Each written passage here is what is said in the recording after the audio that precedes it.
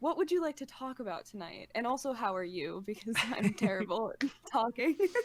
Um, I'm open to talking about whatever. I know you were interested in learning more about like my lefty journey. I guess I'm interested in learning more about your lefty journey, and just kind of how we got to where we are and where we want to go.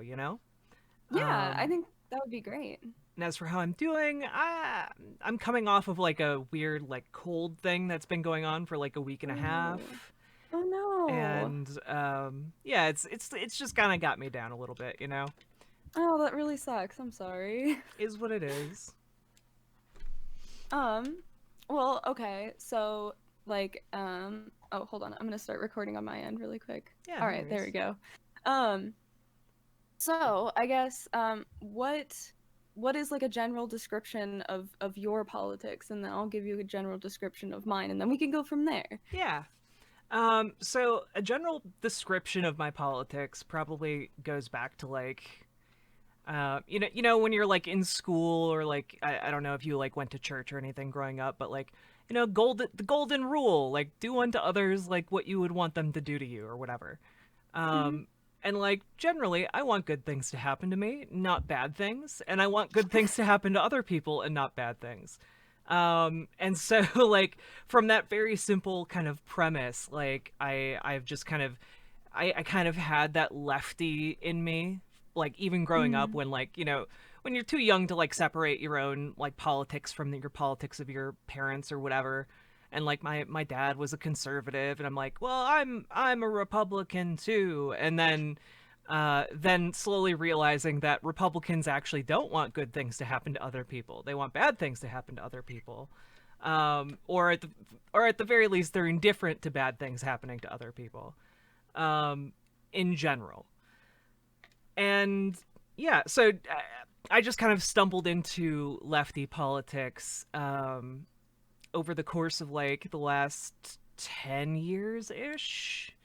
And mostly just like coming to the conclusion that like yeah, Marx wasn't actually like asking for all that much, right? Like when when people are talking about like Karl Marx as if he's like railing against the government, like writing these manifestos and talking about world revolution, and like then you actually like look at what Marx was writing about, and it was like actually here's a radical premise.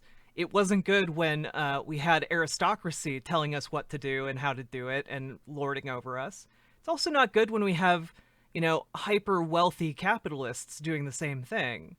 So what if instead of like one person or a small group of people owning like your workplace, just everyone in the workplace owned the workplace? And like that that's base that that's basically socialism in a nutshell. If any of you don't know, that's socialism in a nutshell. And I'm like, yeah, actually that doesn't that actually makes a lot of sense actually when I put it in like extremely simple terms. Yeah, I mean, that's very fair. And I think I probably I agree with like most of the things that it sounds like like believe in. Mm-hmm. Like I grew up in like a super liberal area. I mean, I'm like right outside Seattle, so like very left wing. Um my parents are like pretty moderate. My dad's more of like a like 80s 90s rock and roll left-wing libertarian kind of guy. And then my mom is like a little bit more on like the moderate to like maybe a little bit right wing, but I don't really think so. Very much like a centrist. And so like growing up I had like pretty just I don't know, I didn't really care about politics very much. And then when I did start getting into politics, like the first political YouTuber I found was like Sargon of Akkad. Oof. Ooh, how um wait, how is that the first one? Usually that's like number 10, number 5. It's not um usually number 1 on the list. I don't really remember. I just know that like my boyfriend and I started like watching political YouTube videos, and like that was kind of who we started watching. We watched Sargon, Bering. I don't know if you know who he is. Mm-mm. Like I'm trying to think. I don't know, just some like random conservatives. Like a lot of them were smaller. I never really got into any of the big like common ones other than Sargon. Um, and I totally thought it was like, oh, it makes so much sense. Plus, it was like kind of rebelling against like the politics of my town, which I found really annoying because, and I still find really annoying Mm-hmm. because it's a bunch of like old retired like white liberals from California who like think that they're super cool and progressive and really they're just like diet racists. Um so I voted so like for it Obama twice. exactly. And so like I don't know, I gravitated towards that and then as well like my grandparents, all of my grandparents, and then my boyfriend's parents, like very conservative, like pro Trump kind of people, so it just like and my parents didn't like really give that much pushback. Like we would have arguments and that kind of stuff, like debates, not like arguments. Mm-hmm. um but I don't know, I just like I fell pretty hard down like the I would say like alt-right rabbit hole. Like I never would have considered myself even really a right winger. Like I always thought that I was like, oh, I'm just a moderate centrist, like maybe center right, maybe center left, but like really not that bad. Yeah, like Tim Um, Pool. You know, yeah, he's a moderate exactly. liberal. That's one of the other people I watched. Was I watched a lot of Tim Pool. And then I remember like showing a Tim Pool episode to my dad, and my dad being like, he's not saying anything. Like, what is the point of this? And then as I was listening to it, I was like, oh, you're right. Like this has nothing to do with like what he said he was going to talk about. Why am I watching this? And I just like kind of stopped watching Tim Pool. Um, but like I don't know, I'm not really sure what like happened, what like clicked in my brain, but like I when I started streaming, I started watching more like Destiny stuff, and I watched like Destiny debating Sargon and Count Dankula, and I was like, oh, like holy shit, they actually did like really terribly in those debates. Like Destiny made a lot of really good points. I mean, I still disagree with him, but like, oh, maybe immigration isn't that bad, because like I'd gone like again without realizing it, which is like the weird part to me. Like I was very anti-immigration, like the like the demographic changes in America are a bad thing. Like, oh, women would probably just be happier if they stayed home. Like I want to be a stay-at-home mom. Like I don't know, just all these kind of like conservative, like pseudo alt-right things. Yeah. And Did then did you ever go into like great replacement theory? Did you ever go that far?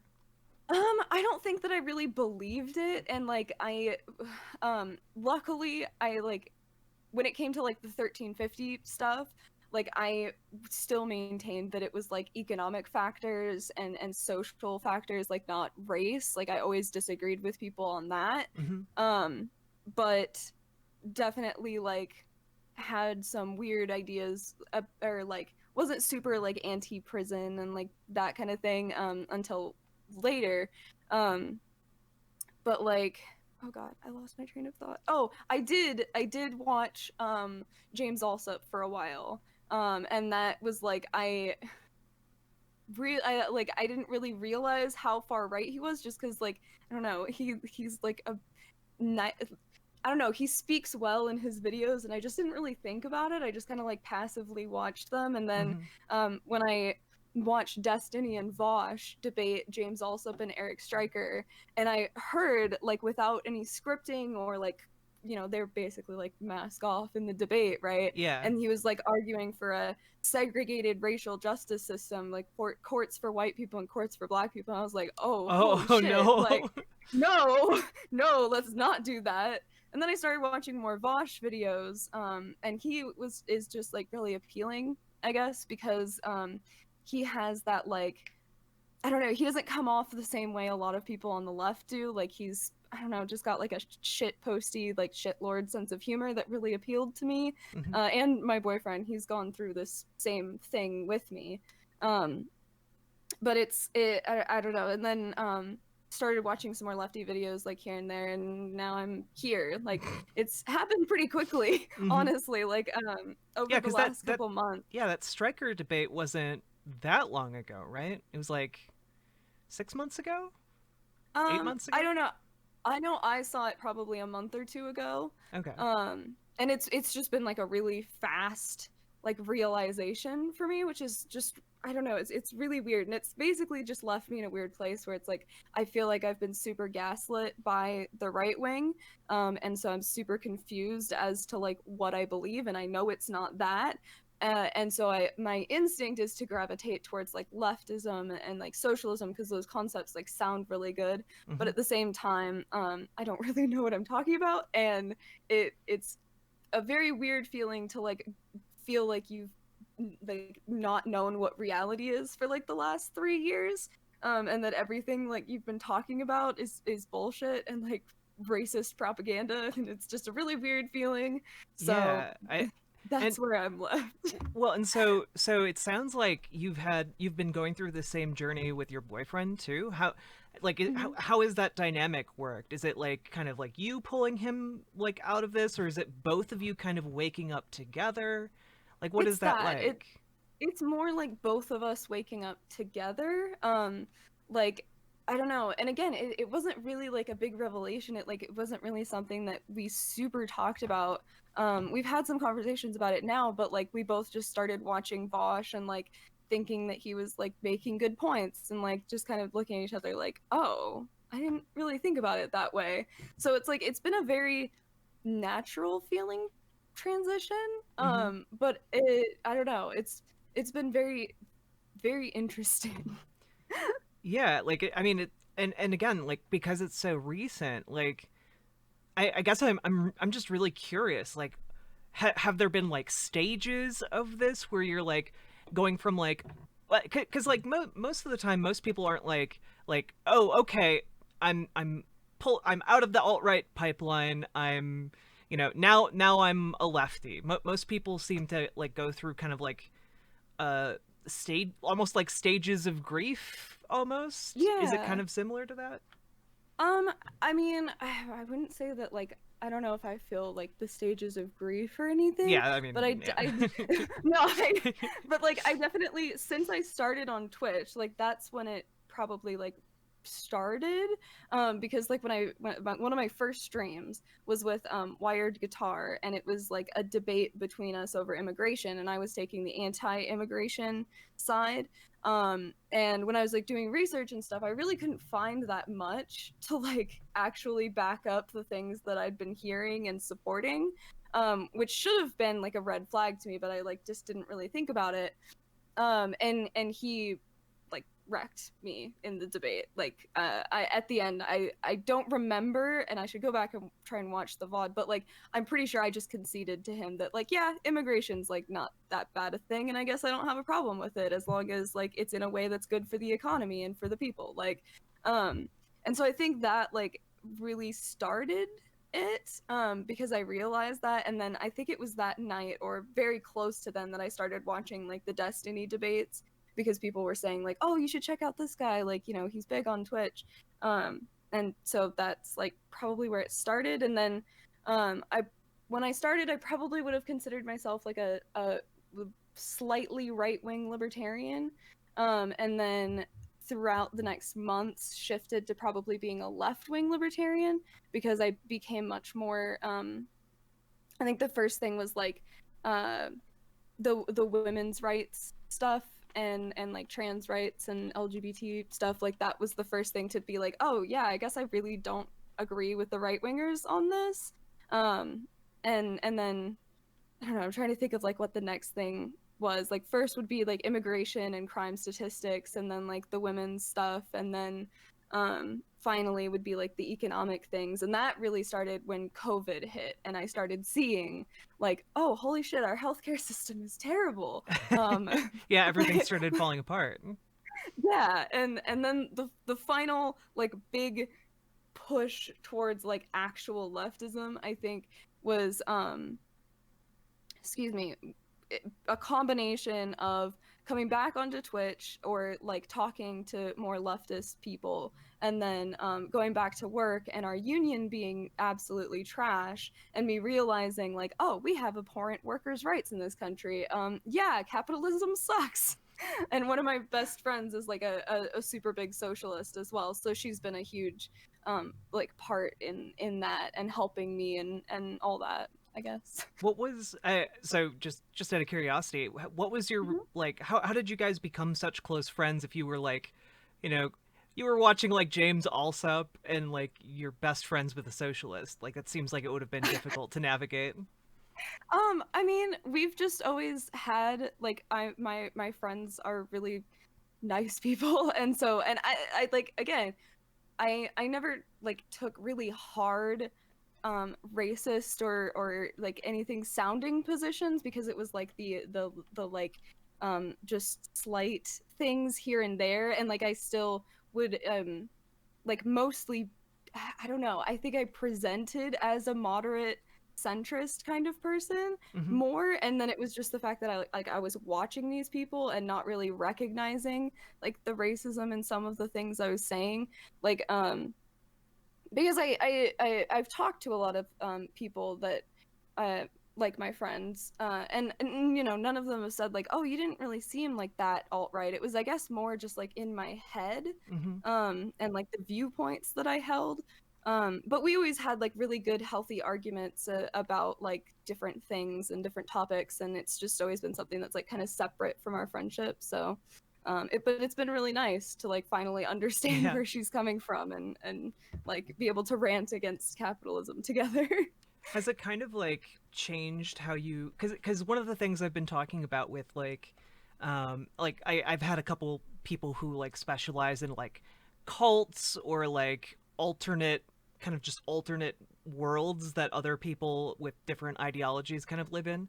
Has it kind of like affected like how you just kind of view and interpret like your everyday world in like some like smaller big ways?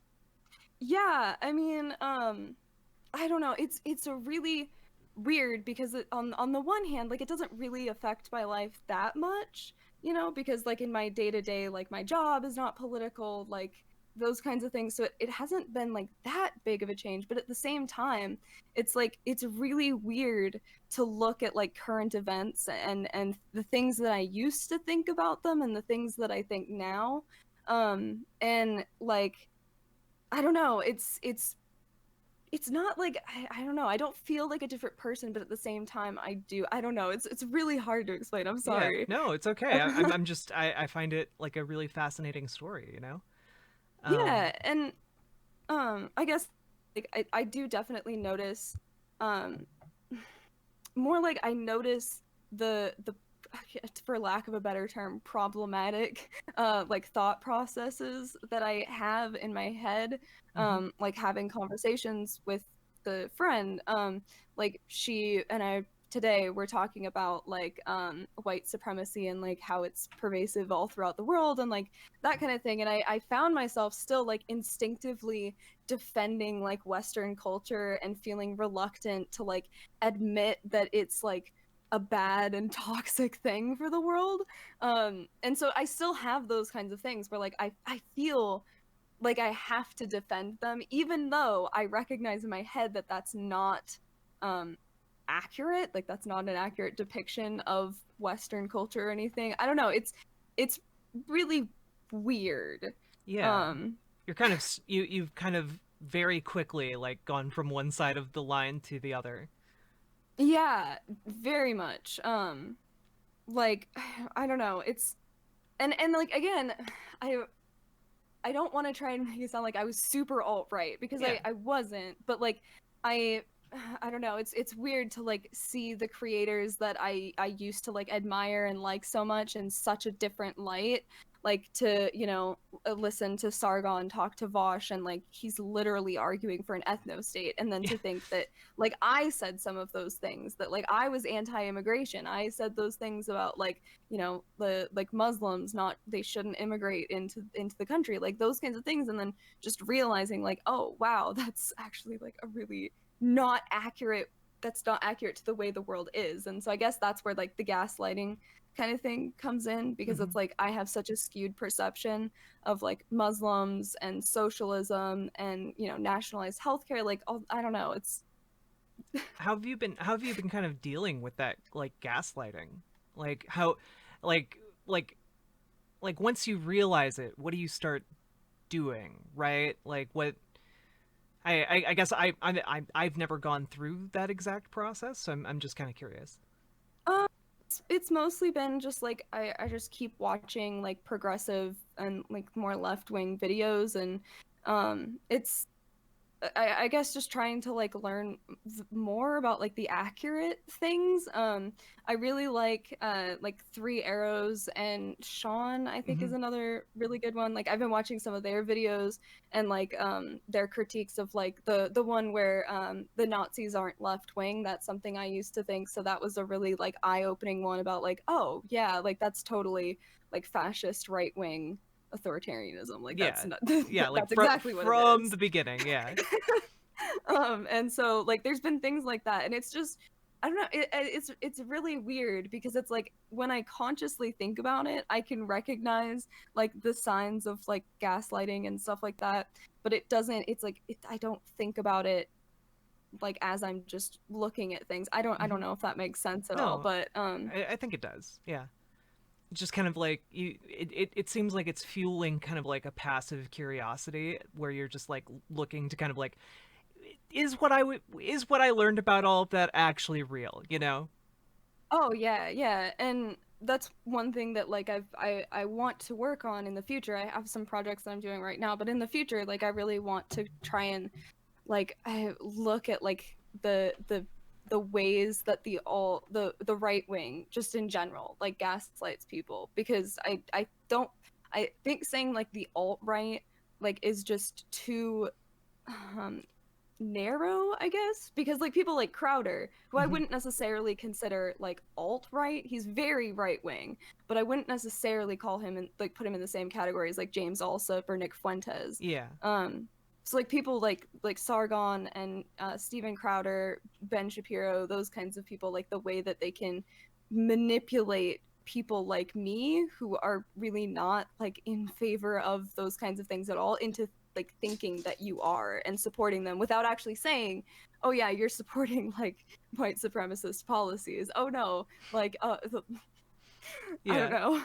Well, so that's one question I wanted to ask you. Like, what if you were to talk to yourself like prior to um like your conversion, I guess? That sounds weird to say, but like what kind of message do you think you would have listened to? Because that's something like I'm trying to figure out. Like I want to be able to reach people who are in your position, like with a lot of my videos, you know? Yeah, I I don't really know, but I definitely think that like more a place of like, you know, hey, you should like look at the things that you're like look into the things these people are saying. Like look at the way they're presenting their videos.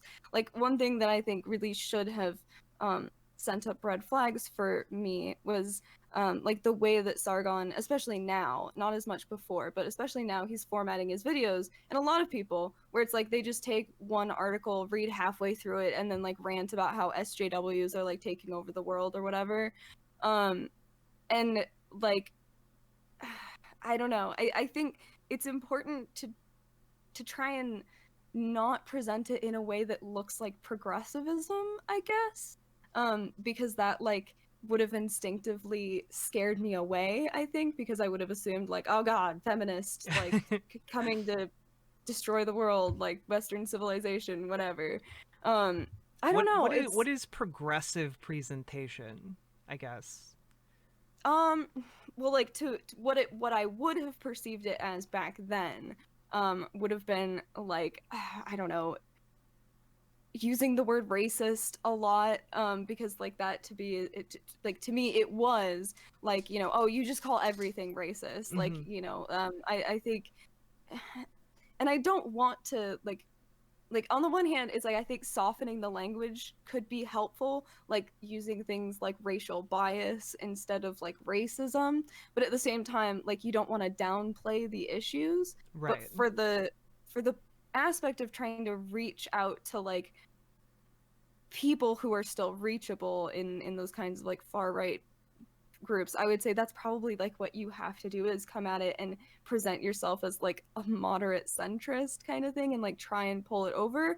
Or I guess maybe the like I think that's probably what it would have been, because I mean that's where I started with, I guess, would be like someone like Destiny, especially like in his earlier videos that I watched. Like he doesn't really call himself like a left winger or a progressive or anything like that. He just like makes good points. And I guess that's kind of a big part of it, is just like trying to present like factual evidence Mm-hmm. of the things that you're we whatever are like trying to argue for, Yeah. because like you're so hung up on like the emotional reasons that you support right-wing stuff that it's like, hey, look, this doesn't actually pan out. Like trickle down economics, like it doesn't feasibly work. Like look at how it's structured. Like I don't know, like things like that, Yeah, I we guess. we have 50 years of data that show that trickle down economics doesn't work, and Yeah. I mean, if it worked, it would have worked by now, right? Yeah, basically, like and just try to point out, like, I guess those kinds of inconsistencies in arguments and stuff like that. I really don't know for sure, especially because like I am not 100% sure how I got here.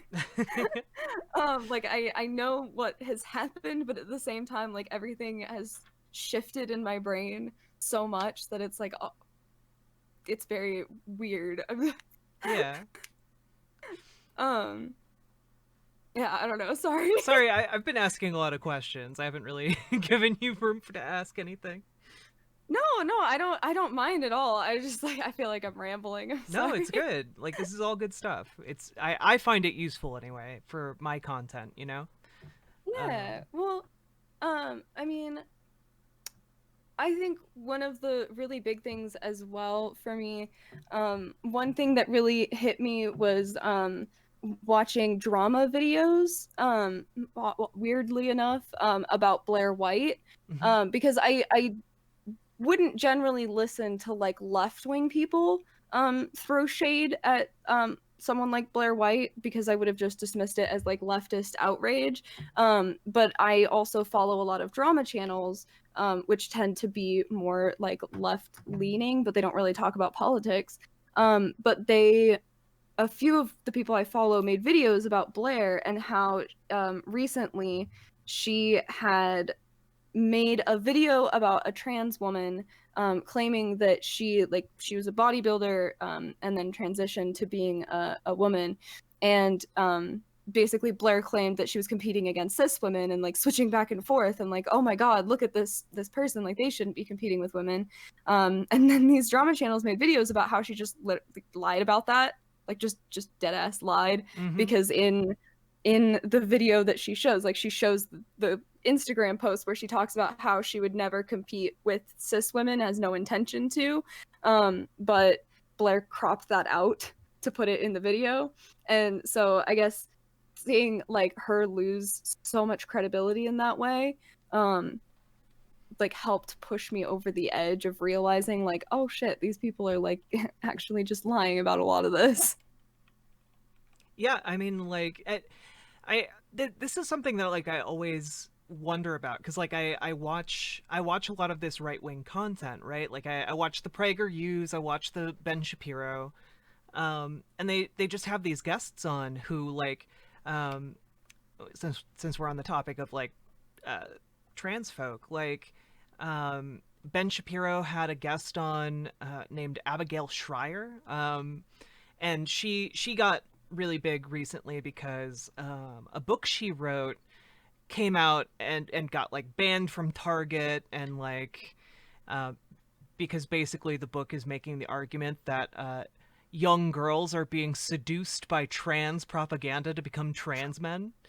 I think Um, I've heard about yeah, that. yeah, and like you watch the interview, and like she's very soft spoken. She seems like she's coming from a very genuine place, and then you look into her background, and you're like, oh, she's not a doctor. She's a lawyer who just decided to write about trans topics. And like Oh none my of the god. science that she's like referencing actually backs up her points at all.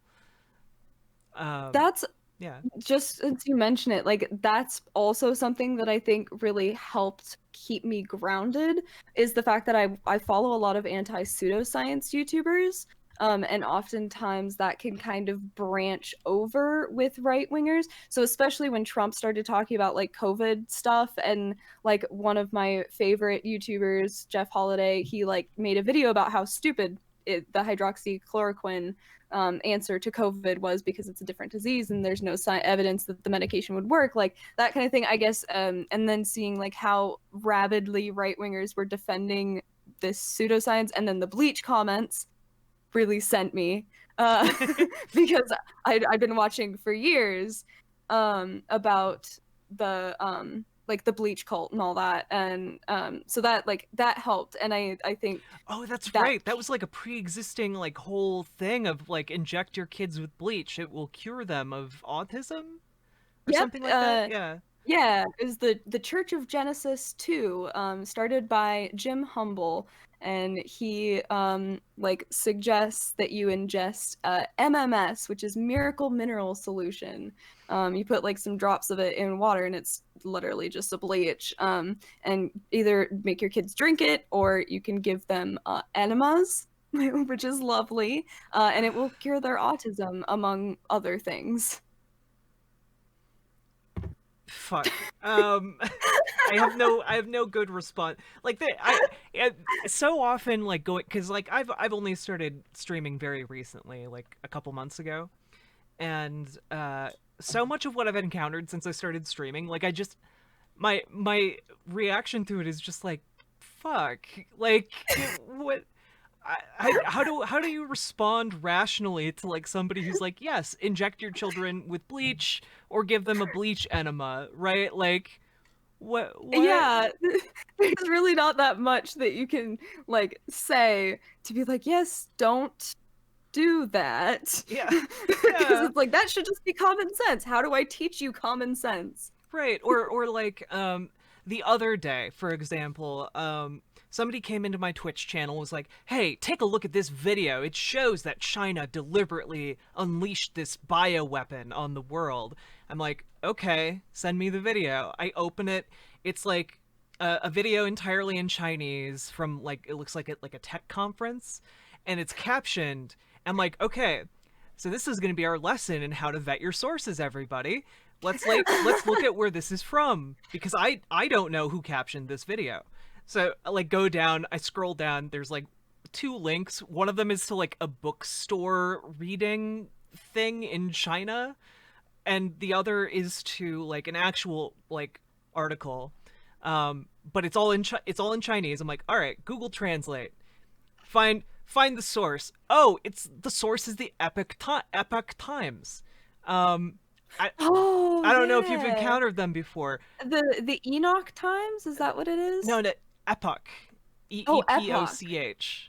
Um I think, yes, I have heard of them. I think that I might be wrong, but I'm pretty sure I still get email notifications from them. yeah, they're an extremely like right-wing paper that is very pro-Trump and very anti-China. Um Hmm. and it was founded by a cult called the Falun Gong, which believes that aliens invented computers and that their leader can levitate. So, like, this is why you need to check your sources, everybody, Oh my because God. it's a newspaper literally run by a crazy cult. That's insane. I did not know that. Oh my God. And That's crazy. that's like where so much of this information is coming from. Like just yesterday, somebody sent in an article like, "Here, this proves that the coronavirus was genetically engineered, and there's a whistleblower from China living in the United States." I'm like, "All right, click on it." First off, the article's from like a Spanish football website, like soccer website. What? Second of all, the person in question wrote a research paper. That much is true. The research paper has never been peer reviewed, was published on a platform that anyone can publish anything on, and cited other non peer reviewed papers as well as like random ass websites that like Oh, aren't lovely. scientific at all. And on top of that, the funding for the research paper came from an organization founded by Steve Bannon called like the Rule of Law Society that Oh like my has never god. published any medical research before. So it's like very clearly not like an actual medical research thing. It's like very That's politically motivated and not insane. real. Oh my god. I mean, that is definitely something that I never did. Cat. Wait. Catboy. Fulong Gong is 100% a cult. Yes, I'm sorry that you think that they're Chinese Christians. They are not. I can affirmatively tell you that they are not. Anyway, sorry. oh no. But like I definitely never checked any sources. Like I would like basically insinuate that I had. I wouldn't actually claim to, but like because he showed the article on his screen, right? I'd be like, "Oh yeah, I read the article." When it's like really that's not even the entirety of the article and not the part that's important. So like I definitely think that's something that like people should do. Please check the sources on the people that you're watching, especially when their source is like one article. Yeah, exactly.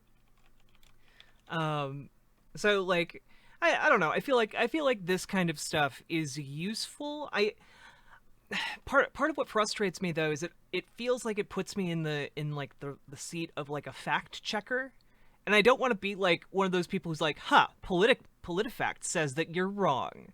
I don't think that's like an effective way to reach people either. Mm-hmm. Um, No, I mean I like just thinking about the way that I probably would have reacted to that before. It would have been like, oh well, that's a left wing biased source. There, that's fake news kind of thing. right, exactly. Like, I wanna be able to figure out how to do these fact checks in a way that isn't like fake news, you know?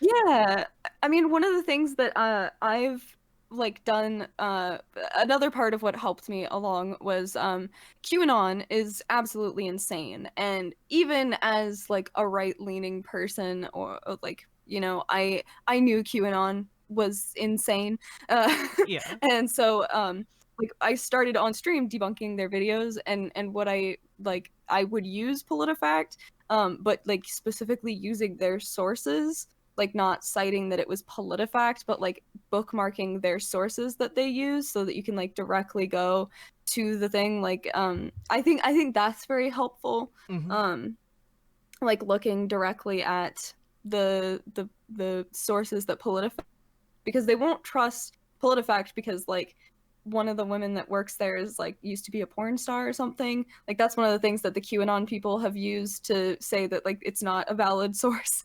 Why would it But matter if someone was a porn star or not, though? well, obviously you can't also have a brain. I Eh, guess, yeah. If you have a body, you can't have a brain. Yeah. Don't be silly. um but so like I found that helpful. I mean, yeah, that's that. Yeah, yeah. um, yeah. My journey was very different from yours, right? Because basically, like, it for me, it came down to like how how to treat LGBTQ people, right? Like, I was always like, I grew up in like a Christian house and was just like, well, I really want everyone to be treated well, and I want people to be treated like the way I want to be treated. So like obviously I wouldn't want to be persecuted, so like I shouldn't persecute other people, but also a lot of like the culture that I'm in is telling me like my dad would specifically take me aside and say like, you are only supposed to tolerate LGBTQ people. You're never supposed to accept them, you know?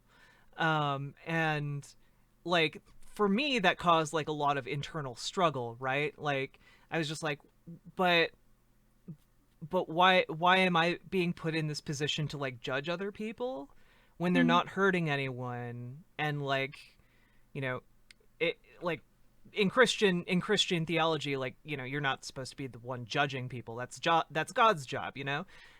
Mhm. And like it was really hard for me to decouple those two things. But basically for me, it came down to in college I got really involved in like a Christian like campus group, and like I went to like one of their weekly things, and basically we could write in like anonymous questions, and I wrote in like, how are we supposed to treat LGBTQ people, because like I don't know, I'm very confused on this topic.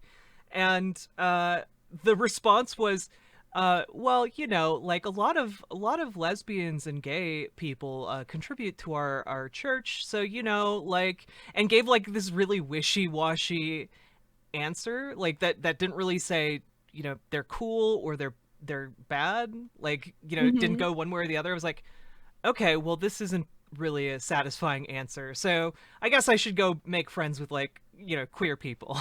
And so like that's what I did. And then I was like, oh, it's actually this is, they're just human beings, you know, like, um and then that really opened up the door to like, oh wait, maybe I'm trans. And then like, you know, it like kind of just rolled into that. And then like from there it was just kind of like experiencing like the complete alienation of like realizing that you're trans and like transitioning, and like getting like this complete sense of like isolation from like the rest of the world. You're like, oh yeah, capitalism is really bad. Like like in trans circles you meet so many people who are like completely fucked by this system, like who are homeless, who've been kicked out of their families, like they've been put on the street,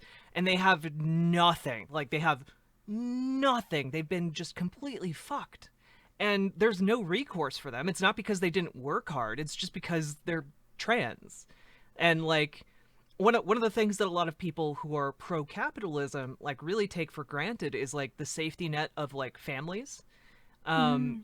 and like, you know, you attribute like a lot of capitalists are like, oh yeah, you know, I attribute everything to my hard work and dedication and skill. But they also never seem to attribute their success to like, well, it's also because I grew up in a wealthy family who could afford tutoring to tutor me in these various subjects, to get me these skills, to put me in this Mhm. position in life where I could then make, you know, succeed under capitalism. Whereas if Oh you yeah. if you don't have one of those safety nets, you're just fucked. Like like uh I remember I can't tell you like how many of my trans friends, like I'm lucky to be in a not great position that is otherwise financially stable.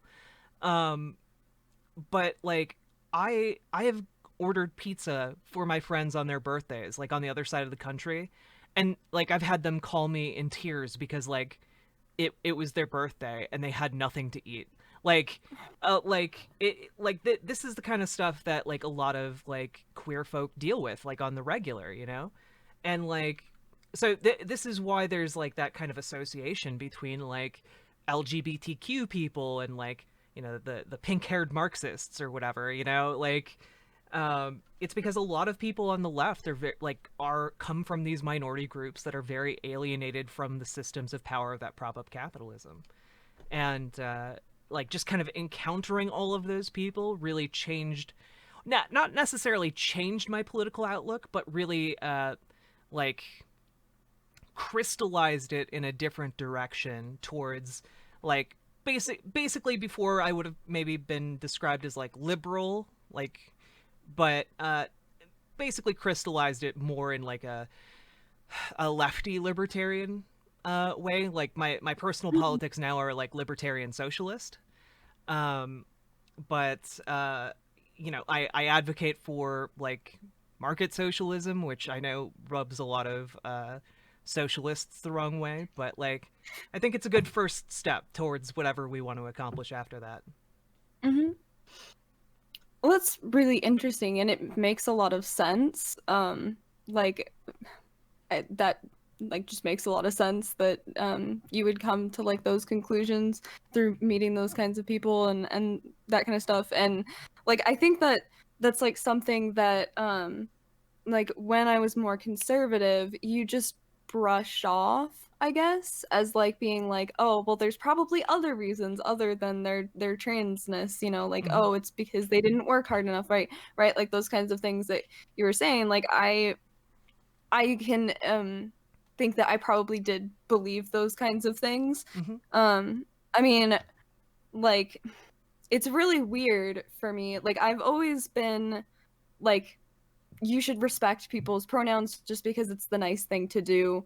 You know, like you shouldn't just be a dick to people. I remember always hating like the Ben Shapiro thing where he was like, you know, oh no, it's like your biological pronouns. Like, no, that's But dumb. Like they look like a woman, just call them she. They look like a man, just call him he. Like it's the and nice thing to do. and then if they correct you, just like go with it. And but also Yeah. like Ben Shapiro's become even more cringy now because now he's not like, oh, I won't misgender you to your face. I'll just do it behind your back on my show to millions of people, you know? Like that's his position now, which Yeah. somehow is worse.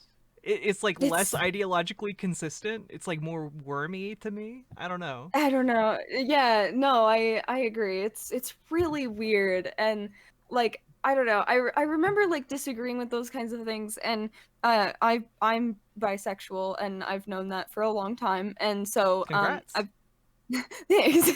And so that's like something that I like I've always supported gay rights because like I'm attracted to women and it's like that is like obviously a thing that just you know I understand that and I think it should be something that is considered valid by the rest of the world. Hmm. Um but I will say like the not necessarily trans issues, but especially when it came to like non-binary and like different like third gender Hmm. things, I was definitely like that doesn't make any sense. That's dumb. Like just really cringy, ignorant ideas about it. Like a lot of my friends are like a lot of my friends are queer like in different ways. Hmm. You know, like my socialist friend is a lesbian, and I have a Not friend who's in a surprised. poly, yeah,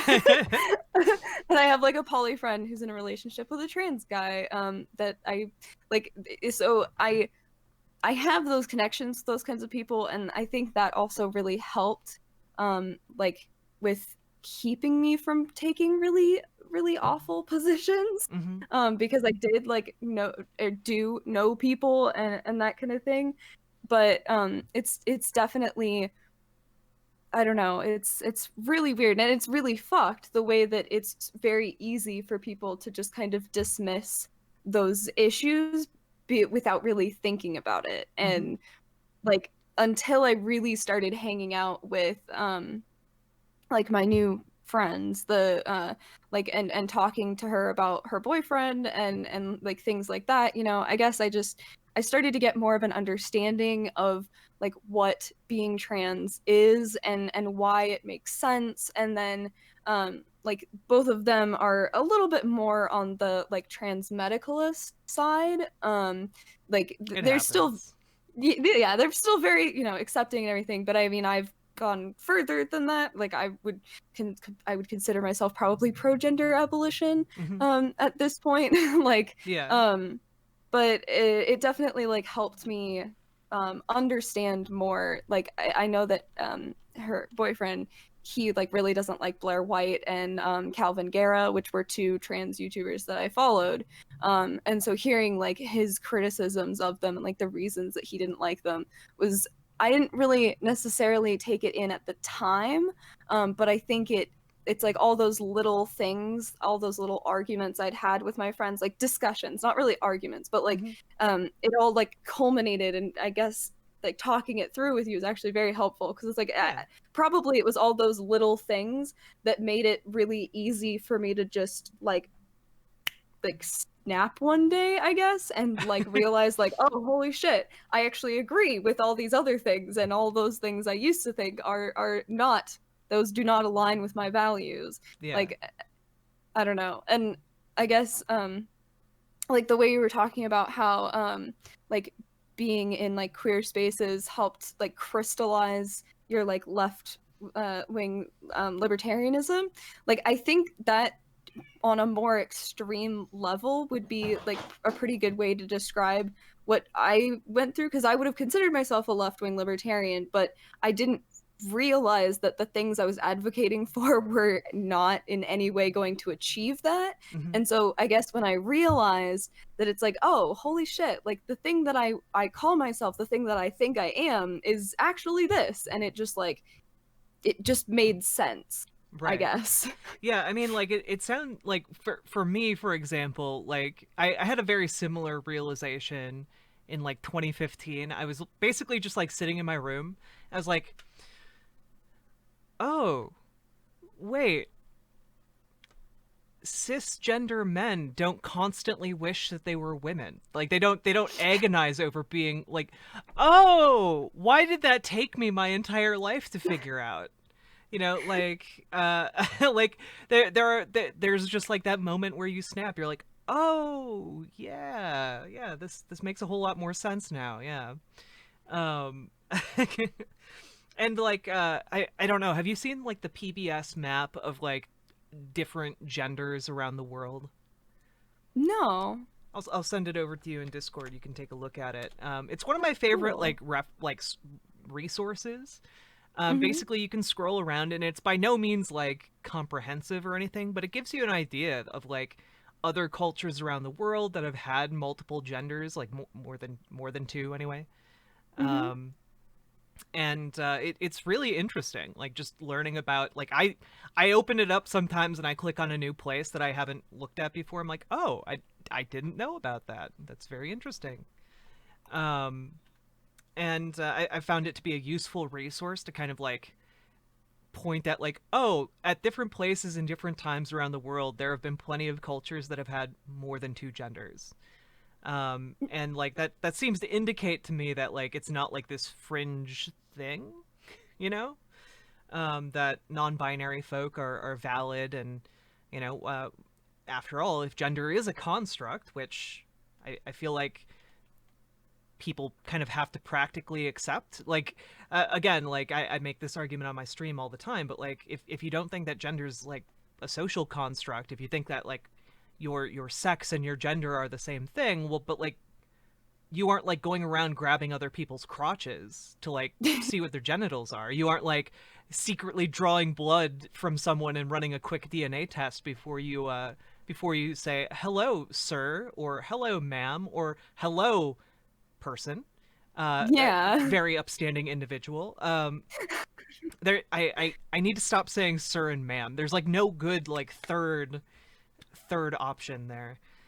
Um, Yeah, not really. I say dude or guys, but like technically both of those are still gendered. yeah, Um, yeah. so it's like I don't there Limitations of our really isn't language. anything.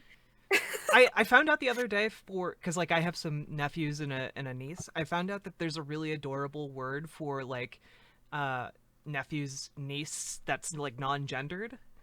Hmm. Nibblings. It's Nibblings. so cute. I love saying it. That's adorable. Oh my god. And it's like existed apparently for like many decades now. I'm like, all right, I'll say nibblings. That's cute. Yeah, that's cool. I like that. Nibblings. That's a fun word. Yeah. Um, Um, awesome humans. My chat votes to use awesome humans as like the awesome. non-binary. I agree. I agree. Well, and that's like one of the things that like I when I first started streaming, people sent me a lot of like ContraPoints videos. One of the first ones was decoding the alt-right, how to recognize a fascist. And I remember watching that and thinking that it was just absolutely ridiculous, that there was no way that like these things were true. She was like such an overreactionary like leftist, and kind of dismissing it, and then slowly like watching more and more of her other videos. and disliking them at first and being like, that's ridiculous. And then slowly like, oh, actually, maybe that's not as ridiculous. And one of the ones that I really liked, like one of the first ones that I really liked was the one about trans trenders, Mm-hmm. because that was a thing that like was a huge push to like why I gravitated towards like right wing people, because I was like, oh well, that's stupid. You shouldn't just like, you know, coattail like whatever virtue signaling people trying to just like be trans because it's cool or whatever, right? And so watching ContraPoints like talk through that and then talk about why like non-binary identities should be respected for people who are, you know, trying to figure out their gender, like things like that. I don't know, it just started to make sense to me. Mm-hmm. um and so I think I slowly kind of shifted towards like a, okay, maybe there's like two genders and then non-binary as like a third thing, but it's not a gender. And then like I don't know, just slowly picking up more things from there. But yeah, I don't know. Well, it's see, like this is one of the things that like I struggle with a lot, right?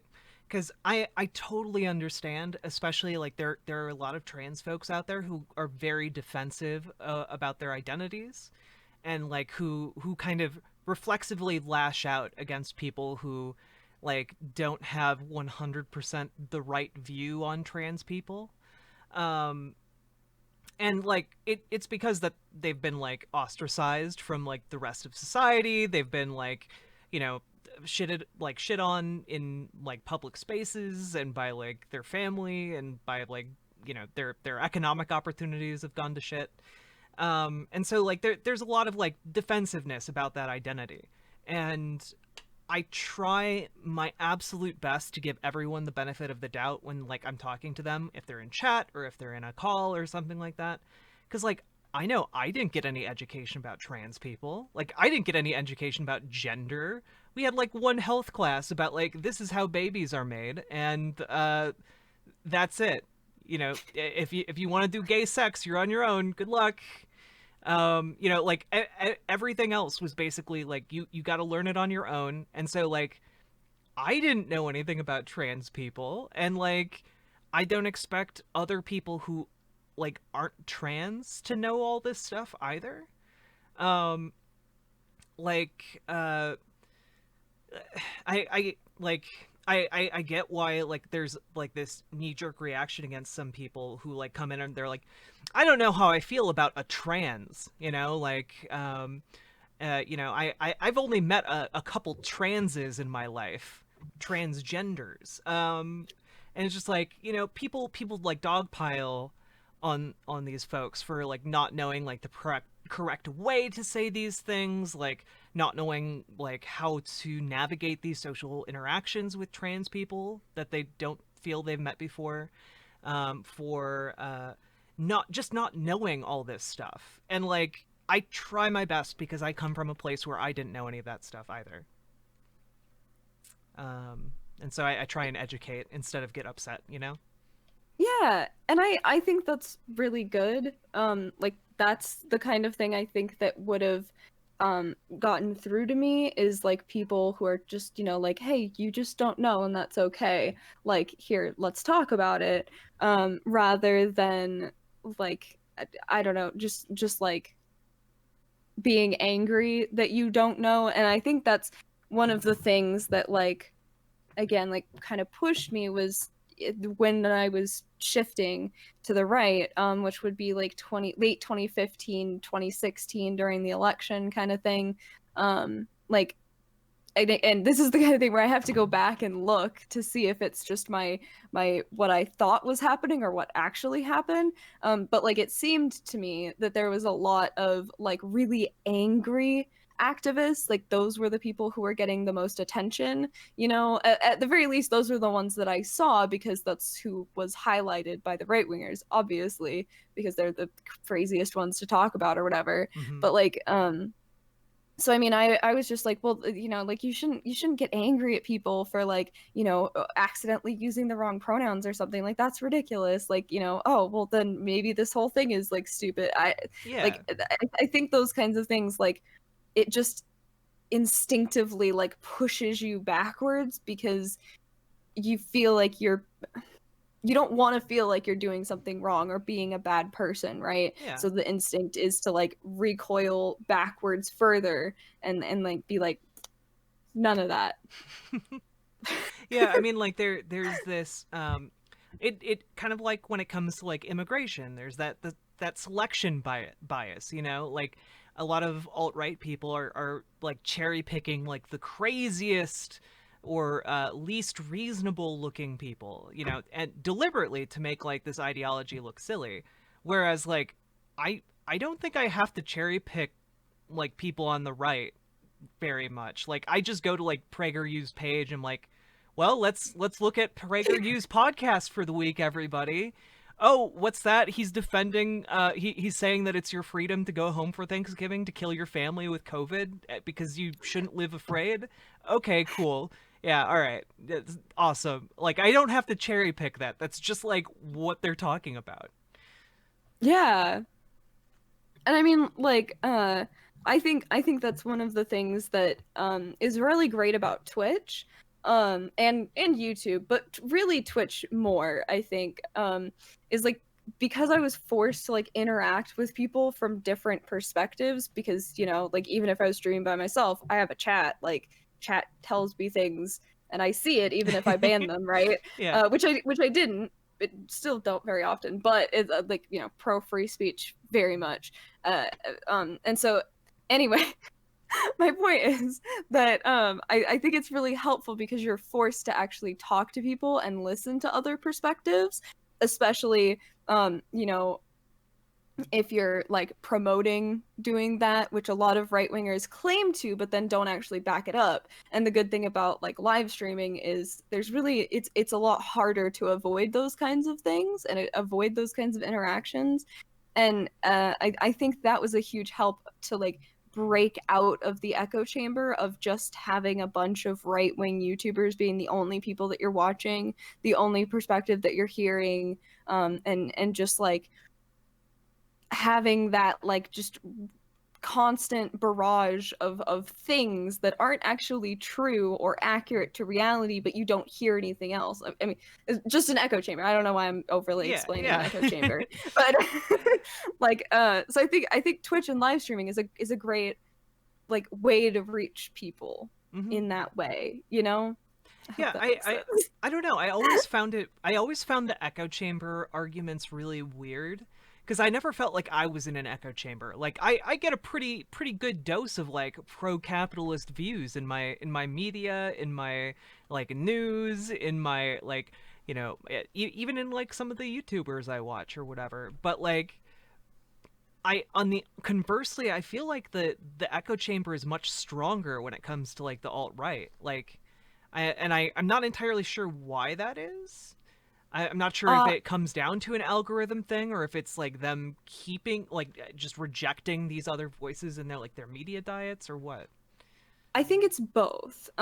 Like I know that like when I was looking at one of the things I did when I like realized like just how bad what I like the echo chamber that I had been in, and like realized that it's like, oh, these seem a lot like gaslighting things. I went and I looked up like, you know, what are the signs of gaslighting? And one of them is to alienate other people against you and alienate you from other people, right? So to isolate you so that the only person you have to rely on is the like you know, the gaslighter. Mm-hmm. And I think that's exactly what they do, in that once you have associated with right-wing people, like once you mention, oh, I watch Sargon videos, oh, I watch Blair White, Rose of Dawn, whatever, right? Like people will instinctively like be defensive and angry of you, Mm-hmm. or towards you, and at the same time like you will be instinctively distrusting of them because you've been told that they're going to hate you, right? That they think that you're a horrible person, that they want all white people to die, like all cis people should die, like, you know, that's what they tell you that the other people think, and so you don't feel comfortable or you don't want to like watch the other people or talk to them because you think that they're going to hate you, and so what's the point? Right. And I think that's like a huge reason that you get stuck in the echo chambers, is because like they just have told you that they're gonna hate you, so there's no point in talking. Well, And then when and you then when like whenever you see them on their channels, like they're yelling, they're angry, and so it seems to back up that point, that perception. Gotcha. exactly, yeah. And so I think that's like one of the reasons that I think people shouldn't be as mean to the alt-right, especially the people who follow the alt-right. I completely understand, because the things that you're promoting are absolutely abhorrent once you see what is really being promoted.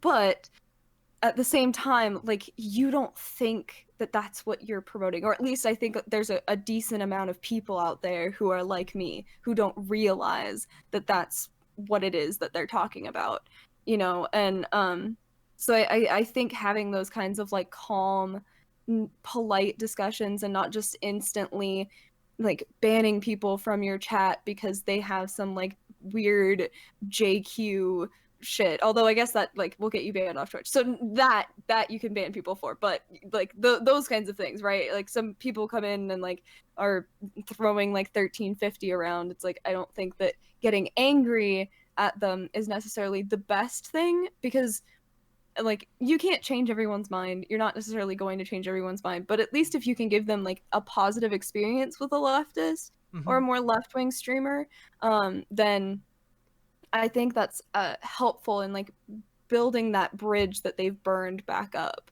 I've had a Yeah, lot of people. I'm I sorry. oh no, I was just gonna say like I've had a lot of experiences on Twitch with people who come in and do 1350, and not that not and I don't advocate this approach for everyone, because like you know your mileage may vary, you know everybody has their own style of like Twitch content or whatever, but like for me like I'm like, hey, jump into a Discord call, let's talk about it. And like I've had some pretty good success with like being like, well, you know, these people aren't like, golly gee, I really want to go to my job at the gang. You know, like why does someone join a gang? You know, why do these things happen? Why is this violence happening? It's not because these like African Americans have like a warrior gene that makes them more prone to violence. It's not because their culture is just nebulously worse. It's because they're in like gangs are where the money is. Like it's capitalism, baby. You know, it in its roughest form. Um, and I guess like I've gotten through to a lot of people in this way. I am a warrior though. Come on. Well, Ruel James, you're indeed a handsome little warrior. Okay, you're my little warrior. You're my little pog champ. Um, and yeah, it's one of those things where like, you know, talking with these people is just like really, um, it can I look at it less as I'm trying to convince the individual I'm talking to, and more that like it gives me an opportunity to talk to other people who might be in chat or who might be watching the VODs later on, Hmm. about this issue. It's like another little platform that you can use to make your point, um, and that can be useful if somebody's willing to engage you with like a genuine discussion and not just like shit post, you know. You know, not just Yeah. call in and say like the N word and then hang up. Yeah. Yeah, I like totally agree. I and I think that one of the good things about having those kinds of interactions as well is like with what I experienced with wired guitar, right? Was that I didn't realize it at the time, but that had made a little fracture in like my echo chamber, my like perception of things. And so having that positive experience with a leftist who was not just a jerk and like, you know, actually talked through things with me, and like, you know, while I didn't necessarily like, my mind wasn't instantly changed in that moment, it like it helps. I think it helps chip away at like the misinformation that you've been fed. So I think that's really good. And I've had a lot of people who come into my chats who are like, I wouldn't call them like far right people, but definitely some, is the term chud?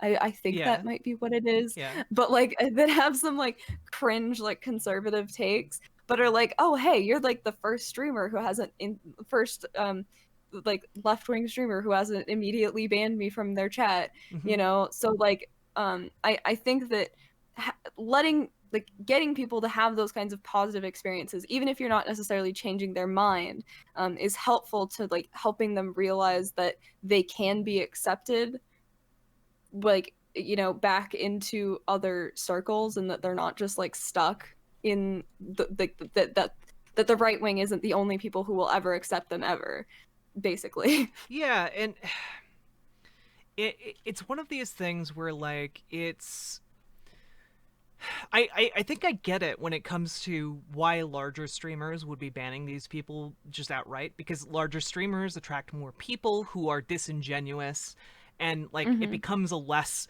viable like strategy to talk to like 100 people who come into your chat in one stream, you know, saying like 1350 or whatever. Yeah. You know, that I get why larger streamers would, but for like smaller streamers like you and I, like I mean, I don't want to speak for like how big your stream is. I I'm much smaller than you, don't worry. okay, okay. Which, by the way, sorry, really Yeah, quick, no, go. congratulations. You've only been streaming for a couple months. You've got like, is it 1 or 2K followers? What I can't remember. it's like 1,100 people ish. That's so awesome. Thank you, Congratulations. That's really cool. Okay, thank you. sorry. It's all good. Um, and I just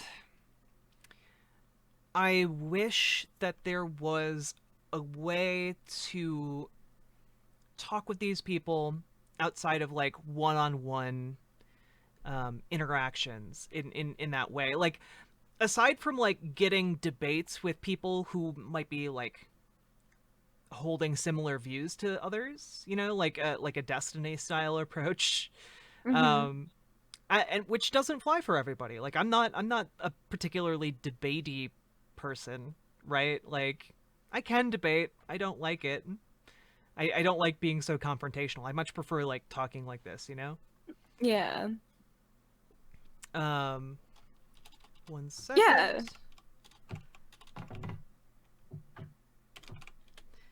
There you go. There you go, Lost Sue. That's Cheshirrcat. There you go. Which, Um, by the way, a couple people, or one person, I think, Rudalt James, and then I think one other person, but my Streamlabs won't let me see their name. Ah, oh, Ashley Curtis. Thank you guys for coming over to my channel. That's super cool. yeah. Cheshire is a good bean as far as I can tell, which is why I wanted to talk to you. Really. Yeah, thank you. And like, I don't know. I like I would say that like just kind of to go back to like just general politics. Oh my gosh, thank you guys. I have like the notification going off on my screen because my Streamlabs is up. But like, goodness, what was I gonna say? God damn it, I keep getting distracted by them. I'm gonna have to turn it off. I'm sorry, guys. I Thank rated you. Ruel last night and broke his brain. Oh my god. Got to like a level 5 hype train after I Oh rated you. my god. Yeah. That's It was pretty awesome. cool. It was pretty cool.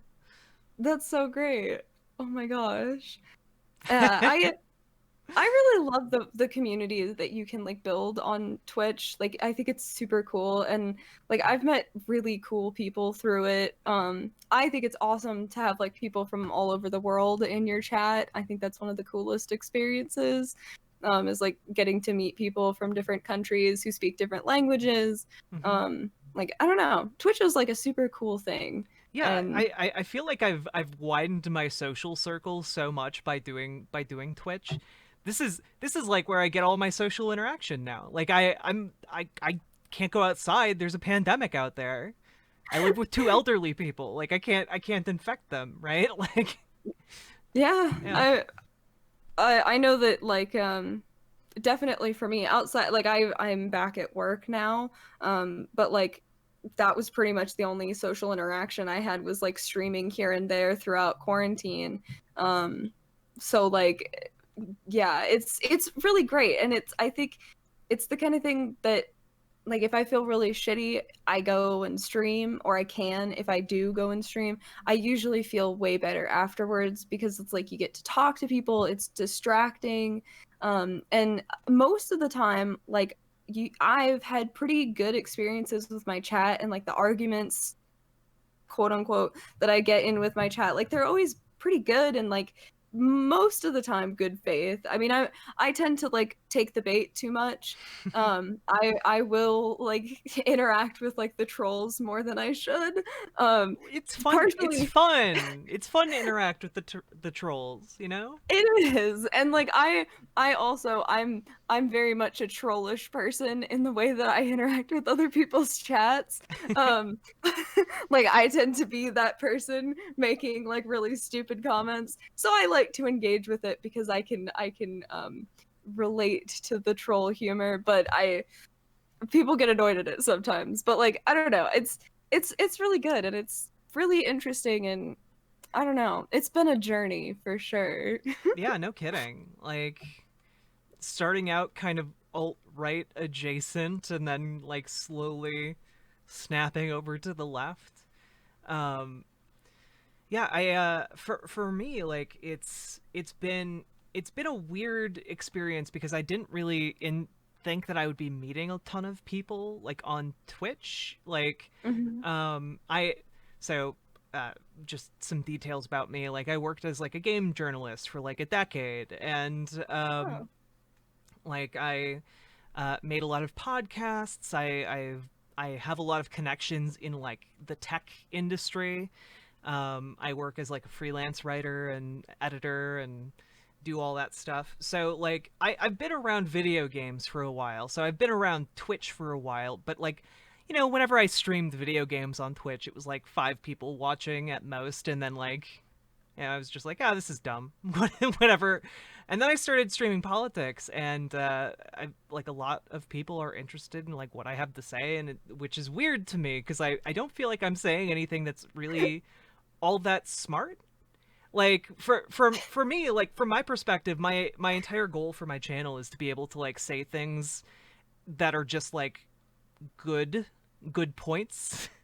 And Mhm. to make a good point, you don't have to be really smart, right? Like you just have to be like, yeah, this makes sense. Like that's it. You just have to be like say this thing that makes sense, and like have a pretty good understanding of like how it works, you know? Mhm. You don't have to be like a space engineer, like an engineer working on like the international space station in order to like point out that like here's what makes a car work. Like uh it's just I'm trying to build up like a positive community because I think that's where I largely see like the niche of like my content in anyway, like building up a positive community that puts things in simple terms, gives people the benefit of the doubt, and like tries to make a little a better world, um and I don't see a ton of lefties talking about that. Like I know a lot of lefties are have set out to try and make the world a better place, but I don't actually see a ton of lefties in like the Twitch or YouTube space. Like I see a lot more of them doomering. A lot more like, well, of course we failed. I mean, like, of course the Democrats screwed over AOC again, and like, oh gosh, global warming's happening. Give up, everybody. Like, fuck that. Fuck that. No, Yeah, we aren't giving up. We're just getting started. yeah, and I think that's really great, because I don't know. I think that's what people need, is the more positive, like, and like simpler version of leftist politics, because it does like really come across as like very doomery sometimes, and especially like I was talking with one of my friends the other night about like the way that leftists will like go on and on about like revolution and stuff, like those kinds of things just don't really get through to people. Like I remember when I started on Twitch, like hearing about like I think it was like a surfs podcast or something like that. I don't remember. But like about how like, oh, it was just a bunch of leftists sitting there larping about the revolution and like watching it and like thinking it was really cringe and stuff. And it's like I think that is like what people see when Yeah. they see leftist people doing politics Yes. on Twitch Doing a and politic. yeah. But like, yeah, this is one of the things that kills me as like a lefty in the space, right? Like, and something that bothered me during like the panel that we were on too, like just a lot of this talk of like revolution, like and I think somebody on the panel said something like, yeah, it'll just take like 50,000 people marching into Washington D.C. I'm like, I didn't make an issue of it because like it wasn't the time or place, but like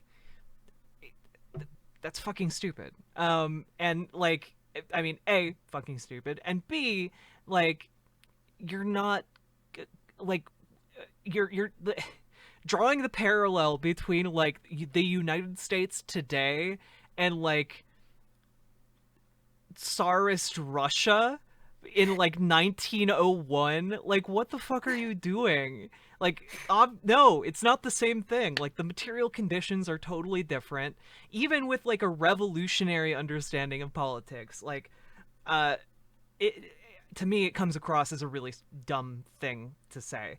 And that's not to shit on like revolutionary politics, like, but like if you're trying to build up a political movement, I think the most effective way is to make rational, grounded arguments in what people can actually do right now, rather than like sit around jacking off about like, oh, yep, we're gonna be the vanguard party, people. We're gonna like and like again, like I said this on the panel, like these people are like sitting around talking like they want like they're oh yeah, you're gonna go out into the street and watch your gutters run red with the blood of your neighbors. Yeah, that you're really ready for that, huh? Yeah, yeah. No, you're not. No, you're not. No. No, like, like I and like that's the thing for me. Like, I want to make the world a better place, and I agree that there have been some times in history where like a violent revolution led to good outcomes. A violent revolution led to the United States, and I think the United States is better than living under monarchy. Hmm. But like when it comes to like a violent like if you have two options between like a violent revolution or a peaceful one, I would prefer the peaceful option. I would prefer the option where people aren't being murdered. Yeah, You know, definitely. like just throwing that out there as like my weird hot take. And Yeah. if we and again, like if we fail to get to like a peaceful option, like the entire point of like Marx's like revolutionary politics or like Lenin's revolutionary politics was that like capitalism will eventually implode, and that is when the revolution happens. Or at very least that's my very basic understanding. So like we should be trying for the peaceful option until we can't get it. Like Yeah. Like, and I think that like people have such a misunderstanding of what like left-wing politics, like socialism is. I know I did. And when I because like when you picture socialism, right? You've been told to picture China, Russia, Venezuela, which mhm. honestly never knew anything about Venezuela except it was socialist and that's bad. Um, like Fun fact, Venezuela isn't even like when you're talking about like socialist countries, it's mostly not socialist. Like they're the workers don't own like and I mean, I sorry to interrupt you, but like in all of oh those no, yeah. countries, workers don't own the means of production in any of them. Like none of them have Yeah. the underpinning of like what you would actually need to define these places as socialist. And that was one of the things that like mm, I don't know, like really connected with me, I guess, is the I think it was probably one of like Vosh's rants about how like capitalists and the bourgeoisie are like robbing people, like, but making that connection of like, oh, socialism is actually about the workers. Like it's not about government. It's not about government control. Like Each it's passing about the second. workers. And that makes sense to me, like it makes sense to me that the people who form the majority of the economy should have the majority of control over it. And then that, like, I don't know, it just kind of leads into the like, oh yeah, worker co-ops don't actually sound too bad, especially for really, really big corporations, and like, just especially when you come, because I would consider myself very softly a libertarian socialist, just Mm-hmm. because I'm not very well versed in like socialism and that kind of stuff. But I think worker co-ops are a good idea, and I think that workers having control over the means of production, because they do contribute the majority of labor to the market, and it's weird that we like allow people to profit off of other people's work and lives, basically. I don't know. Yeah, I It mean, just like, it's fundamentally it's really weird that in this country where the primary ethos is like, with hard work you can make it. Like, where can you make it? Oh, into the class of people who don't have to work because they just make money by owning things. yeah. Like, one of the things that also clicked with me at one point was I watched a lot of like anti-MLM content. Mm. Um and so kind of like seeing the parallels between capitalism and MLMs is was very eye-opening, because it's kind of the same like overarching concept of like, well, a normal business does kind of still function like a pyramid, in that you can't really work as hard as you like possibly can, and then you'll eventually become the CEO. Like, there's only so many CEOs, and they're only that because they have X number of workers beneath them doing the work so that they can make money, Mm-hmm. right? And it's like that just kind of, I know it's a, and I think Well, it's one of that the, it's that myth of like everyone could get rich. You just everyone start their own business. And it's like, no, that's yeah. literally would cause the system to not work. Yeah, no, and like my parents own a small business. They've owned it for a very long time now. And so growing up, like, I've seen the struggles that they've gone through with owning a small business, and trying to compete with larger companies and stuff like that. And it's just, I don't know. I think one of the first things that I kind of realized was like monopolies are really bad, right? And that there Mm-hmm. has to be some sort of regulation in place to prevent monopolies, because that's like one of the biggest flaws of just like unbridled pure capitalism. Um and so I think from there you can kind of, once you realize that, like, oh, monopolies are really bad for the economy, for the market, for small businesses, for workers, right? Then it's like it's easier to kind of be like, oh, well, people should probably unionize, right? Well, okay, if they're unionizing, then why don't we make it a worker co-op? And eventually, like, being able to hopefully dismantle most of the parts of capitalism within our society that create so much like wealth inequality.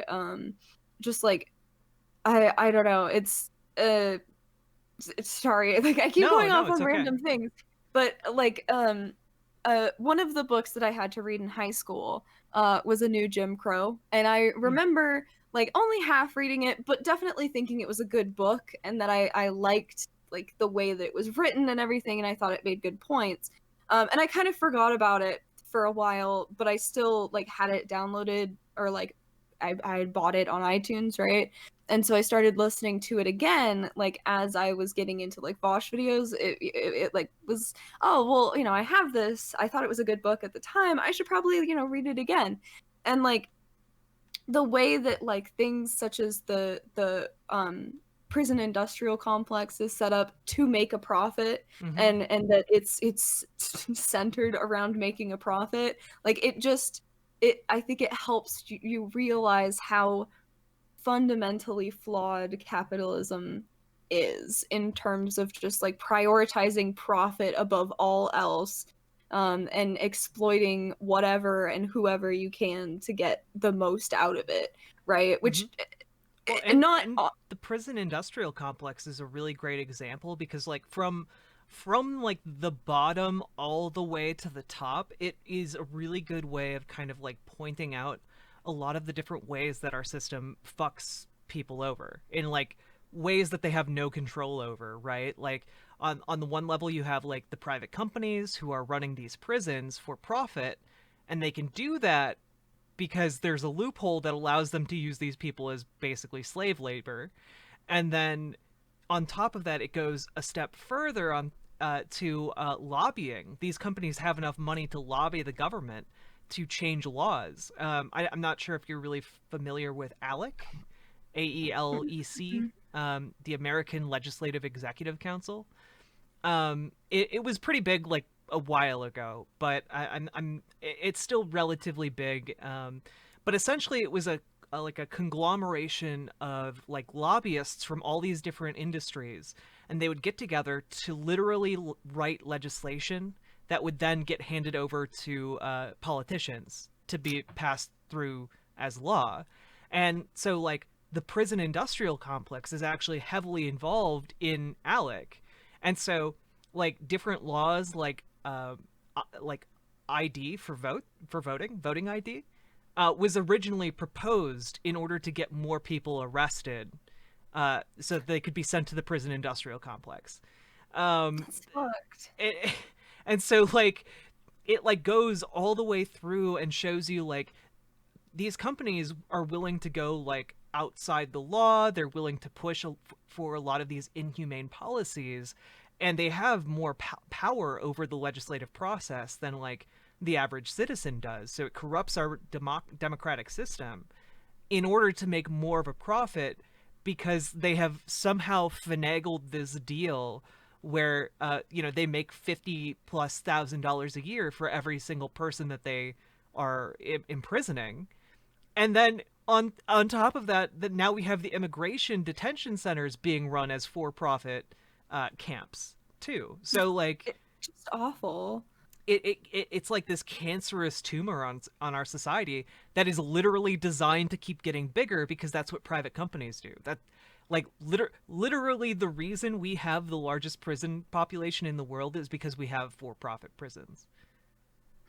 I mean, it makes sense from a capitalist perspective, right? Because Mm-hmm. you need Gotta have that growth, infinite, baby. yeah, you need the infinite growth, and that's like, I don't know. I think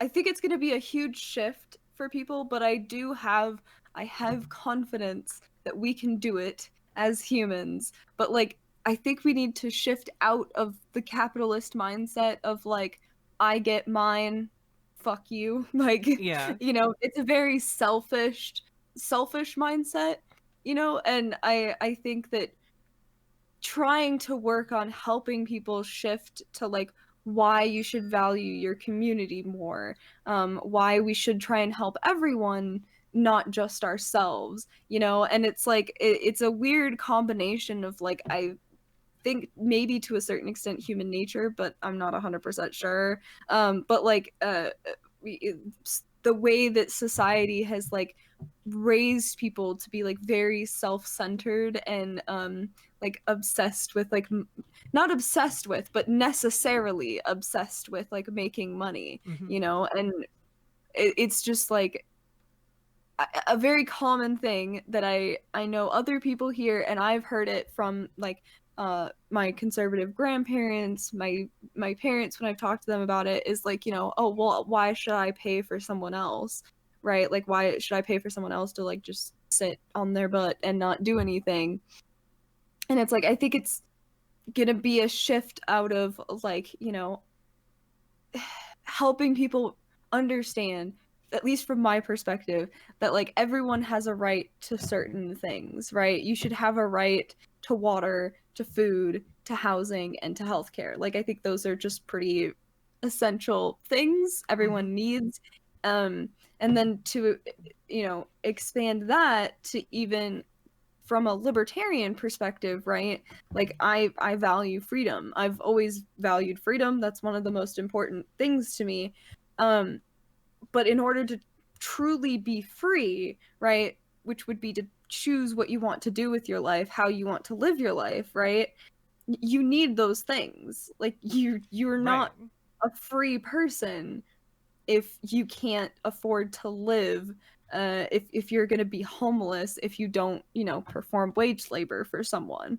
And I think it sounds like a very radical thing to say that, wage labor is basically slave labor, but I mean, to a certain extent it is. It's just better compensated. Like, you shouldn't have to work for someone your entire life just to survive, and I guess that's like it has to be a shift out of, I don't know, helping No, people not value work as much, I guess. I don't think it's even necessarily shifting out of how people value work. I think it is to well, I think there are multiple things here, right? Like on the one hand, there are some people out there who just don't fundamentally understand how coercive capitalism can be.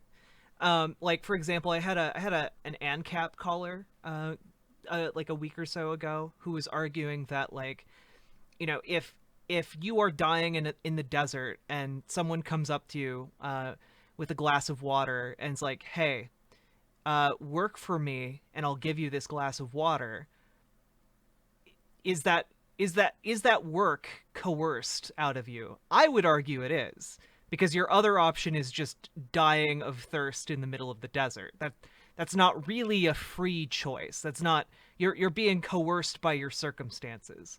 Um, Yeah, and the I think call that's a really good way to put it. well, and the caller was very much in the camp of that's not coercion, because you're making the choice. I'm like, well, under that definition, slavery was a choice.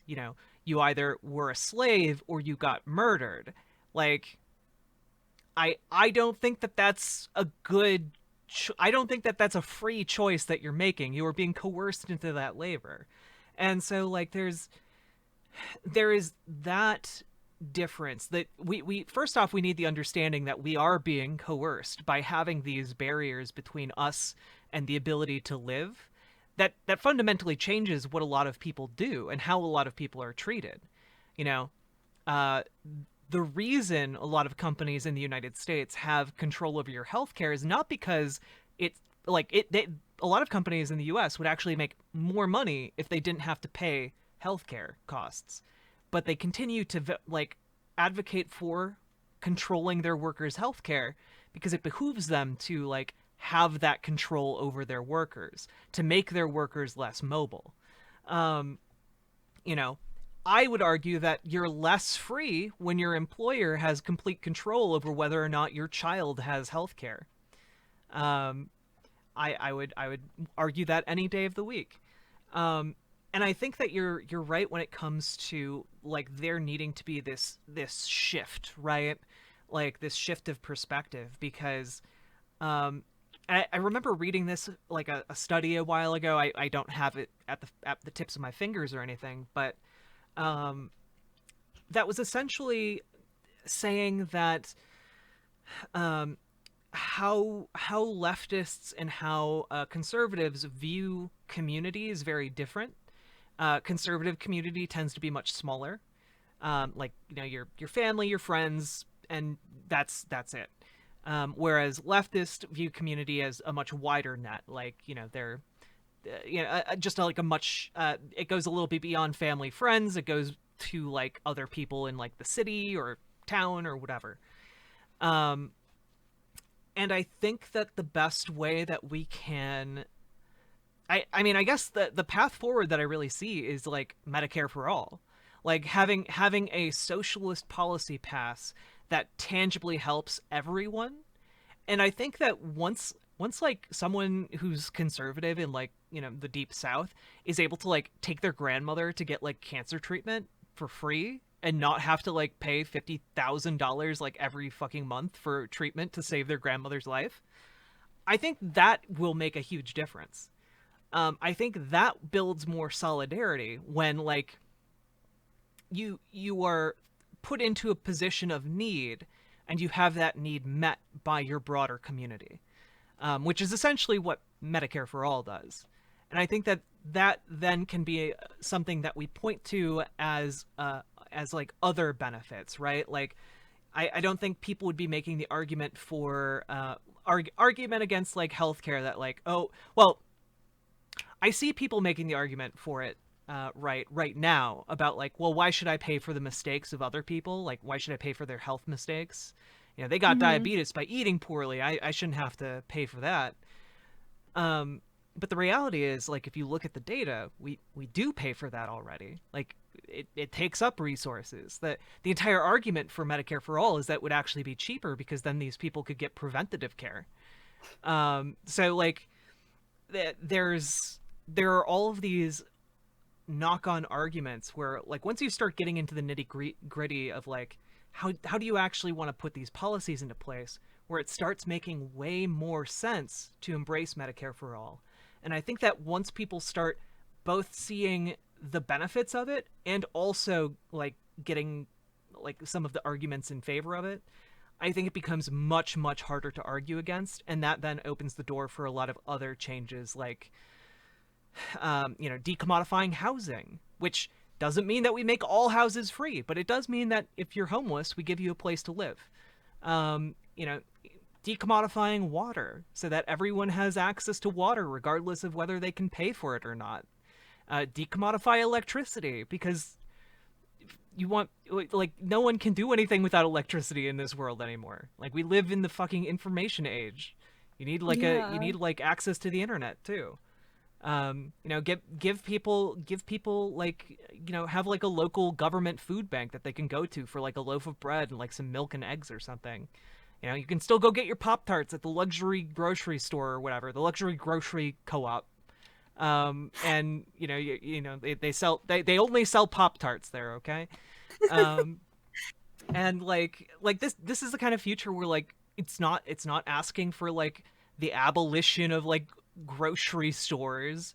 It's just asking that like, hey, we live in a community right now. We acknowledge that we live in a national community, I guess, to an extent. And We live in a we society. live in a society. I feel so dumb every time I say it. Memes have ruined my ability to communicate. I disagree strongly. Pop-Tarts are a fundamental human right. The train mod, I mean, you can go to bat for Pop-Tarts, okay? I'll allow it, but I don't think it'll get through. But it's one of those things where I think there is this path forward, and it might be one of the things where like we fight our entire lives to get access to like Medicare for All, but like again we have to acknowledge that like we're fighting a really tough battle that there is no easy solution to, and we need to fight it until we win. Oh yeah. I mean, like free healthcare, I think was probably one of, or not free, but like a government-sponsored, nationalized healthcare, right? Was probably one of the first like truly left-wing policies aside from like gay rights that I like. It's like, okay, yes, I agree with this now, because like especially with the coronavirus, like seeing people struggle to be concerned about going to the doctor because they won't be able to pay for it, right? Like that's not something that should happen. And right at the beginning of the pandemic, my boyfriend got into a car accident, and luckily he's fine, but he like busted up his hand really bad, and he didn't take the ambulance ride to the hospital because he didn't want to have to pay for it. He doesn't have or he didn't at the time have insurance. Um, excuse me. And so he put off going to the hospital for almost a week, I think. And his hand got like super swollen, and he went in and found out that he'd actually fractured two of the bones in his hand, and so like basically just people shouldn't be in that position Right. where they feel scared to go to the doctor because they don't know if they can afford the medical bills. Like or another thing is like one of my Not in the coworkers. wealthiest, not in the wealthiest nation on earth.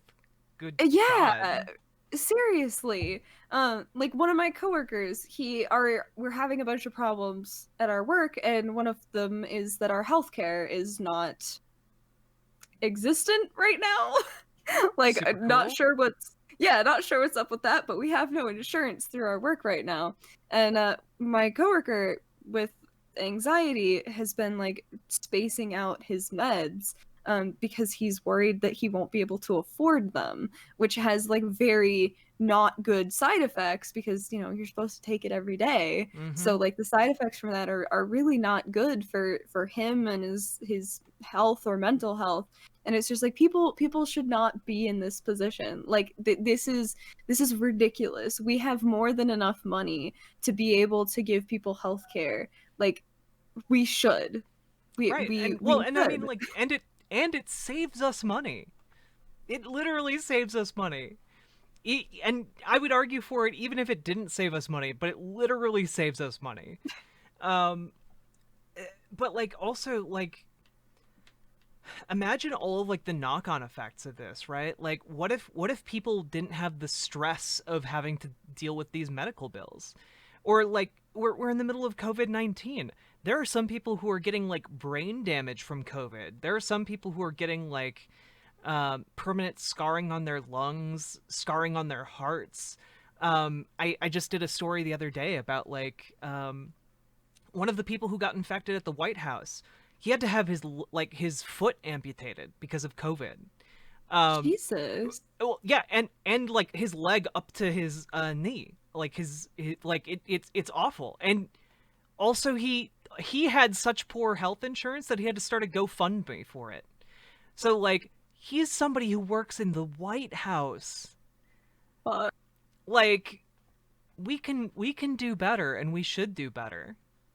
yeah, I 100% agree. And I think that you're right that like Medicare or healthcare or whatever for all, right, is probably the best way to move forward in trying to like get people to understand why socialist policies are a good thing, Hmm. right?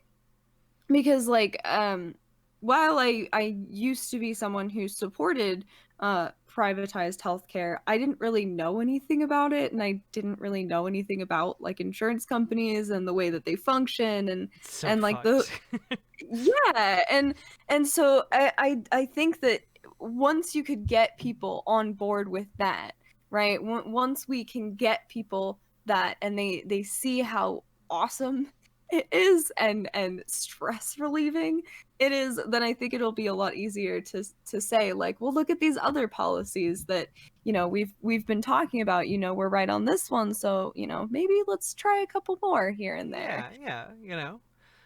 Well, and like the argument for like decommodifying internet, I feel like it's really strong. Like, I don't know if you're aware of this. I wasn't aware of it until relatively recently, but like the U.S. government paid AT&T and like another company to lay down high-speed internet across the country. They paid them like $2 trillion, and then What? AT&T only did a third of the country and then was like, well, we ran out of money, more money please. What the So like fuck? we as taxpayers, we literally have paid money to get high-speed internet across the country to a private company that then just takes the money and only does a third of the job. So like That's so infuriating. but I mean like at that point, like why even bother having AT&T anymore? Like just have the government lay down the line and have it be like a decommodified internet access for everyone, because a like AT&T or whatever is like charging I think like 5 to 10 times what other countries pay for their internet right now. I know that like I one of the friends I've made on Twitch lives in the UK, and like I've talked to him. He does computer internet things. But like we talk about internet because my internet is absolutely terrible. I in addition to my computer being terrible, my internet just can't handle like streaming and Discord calls and having like the Twitch manager up. It can't do it. And so we've had conversations about like the internet over in like the UK, and like they have I don't remember what it's called. I think it's the fiber optic stuff, Yeah. but I don't know anything about computers or internet, so I'm sorry if that's totally wrong. But like they have like the faster like high speed connections in the UK, and because it's all like the infrastructure is government paid for, their services are way cheaper than what we pay here in the States. Mm-hmm. And it's just like that. I really think, especially with, again, COVID, like my sisters are still in school, and so they've swapped to doing pretty much everything online. No, literally everything online. Yeah. And because we have such problems with our internet, they have a hard time attending classes and stuff like that. And so we're, you know, uh, we at least have internet, but like for people out there who don't have internet, like I think it should be the kind of thing that like kids need the internet now for school. Like even if it's not virtual classes, which I think we should shift to doing more, or at least giving the option of, because I think it's really good for you know people to be able to have that flexibility, you know. Mm-hmm. But like for homework, for writing essays, for all those things, a lot of times like people they need their access to their school email. Like the I really think that the internet is becoming like absolutely necessary to your life if it Oh isn't yeah. already. Well, and I mean, like, so many people are in this camp of, people need to learn how to code, or people need to learn how to, um, do all of these things. You can't learn how to code. You can't learn how to do these like web design. You can't learn how to do like art anymore without like a drawing tablet, like an internet connection. Like all of these things now are becoming increasingly tied to your ability to access the internet. And like, I mean, like I don't know. Like it seems like if we want to have a generation of kids that are, you know, able to learn these things, able to get these skill sets, able to study properly, well, we'd want them to have internet access. Like that's like the only way they're going to be able to get this stuff. That just reminds me. I'm gonna try and find it really quick on my Twitter, but it just reminds me of a thing that I saw from Shoe on Head that she retweeted about Amazon, like admitting that they want schools to basically create workers for Amazon. Mm-hmm. So give me a second to try and Yeah, find go it, but for it. it's very, very terrifying. Well, yeah, and And I like think Google's trying to do the same thing too. Like Google has like now these programs for you to go to instead of like going to college. You'll just go to like Google School, which oh is God. such a that I cannot think of anything that I think is less good than going to like a school for a major corporation Oh my God. specifically. Yeah. That seems And so very dystopian. So what this says is it's an article about Seattle. It says Amazon has embarked on extraordinary hiring binge this year, vacuuming up an average of 1,400 new workers a day and solidifying its power as online shopping becomes more entrenched in the coronavirus pandemic. To grow so much, Amazon also needs to think long term, Miss Williams said, which I assume is a spokesperson, but this like screenshot doesn't say what she is. Said the company was already working with preschools to establish the foundation of tech education so that, quote, as our hiring demand unfolds over the next 10 years, that pipeline is there and ready. And it's like that. Ew. Yeah. Ew. Wait, and that Like, was kindergartens? yeah, so preschools, working with Preschool. preschools. to establish the foundations of tech Oh, education, which that's is like kind of gross.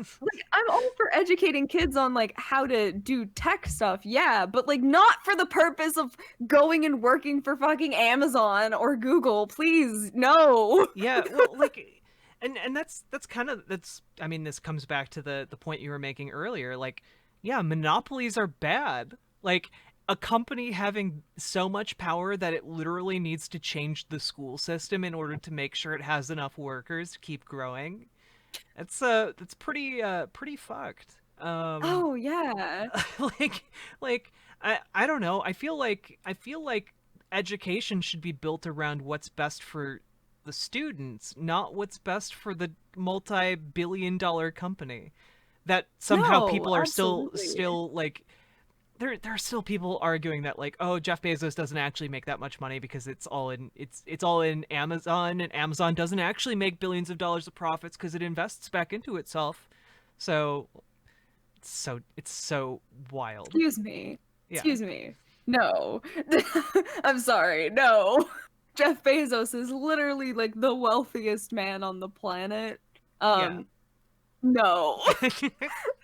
Like I and that's just like the kind of thing is I think that for me in the end it's just coming to like this realization of like I don't know, we place so much value on wealth and at the same time like we as like working class people um spend our entire lives and oftentimes defend like the people who are making our lives miserable. You Right. know, and it's just like I don't know now, like a lot of the times when I see people like talking about capitalism and how great it is and like you should have choice in your workplace and all that or not choice in your workplace, sorry, you should have the ability to like move up and start your own business and become the CEO, which as I'm saying literally is like the talking points that MLM hunbots use to Oh yeah. lure you in. Oh hun, you can start your own business. But it's like that kind of like I'm just a millionaire who is going through a rough patch kind of mentality, right? I Mhm. don't know. It's just we need to shift away from that to recognizing that like that's not everything in life, and maybe it's okay if we distribute wealth so that everyone can be okay and have the freedom to like do what they want with their lives, Oh like yeah. you know, and especially right now like I don't think any rational leftist would be like, no, we need like absolutely flat wealth across the Yeah, board. no. Like just eliminate any sort of wealth inequality immediately. Like no, it would be start with just like a progressive tax rate that would tax Jeff Bezos at like 90%, 90 something 95% after like his first $10 million, right? Like Mhm. like you can still have stupid amounts of money. It's just now you have slightly less, well, significantly less stupid amounts of money, but you still have enough money to like buy a crazy mansion and like a yacht and all that stuff. But like I don't know. People don't need that. Sorry, people don't need that. You don't need that. People literally need houses and food and water to live. You don't need a second yacht. Like, But what if I want a yacht that has a smaller yacht inside of it? oh my god.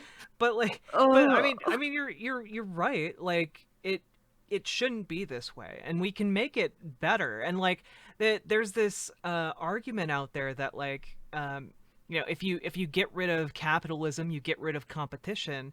Well, I don't think that's the case actually. Like with market socialism, you still have tons of competition between worker co-ops.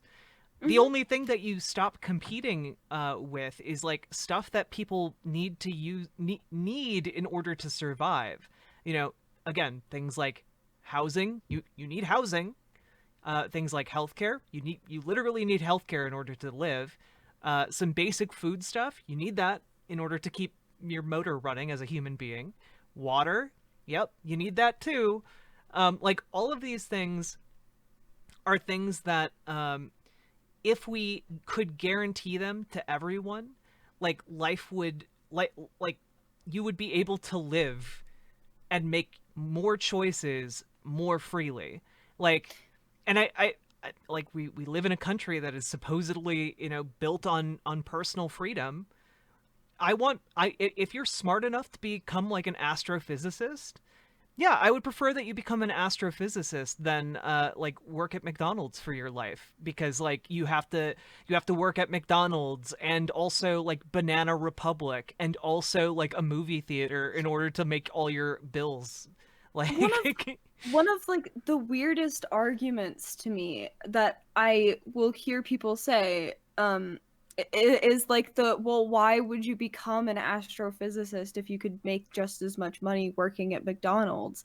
And it's like, I think that's such a weird assumption that people would just rather work at McDonald's than pursue something that could be a fulfilling and enriching career. Like, I know for myself personally, like if I didn't have to worry about paying for school or paying for rent, and I could just, move wherever I wanted and go to school, right, and start like a real career, like, I would want to go to school for like, I'm not 100% sure, but I'd want to go to school. I'd want to pursue a career of, like learning, going into like anthropology or law or medicine, like, mm-hmm. which all of those are things I'm interested in. I'm not just throwing about there. Yeah. But I couldn't decide between them.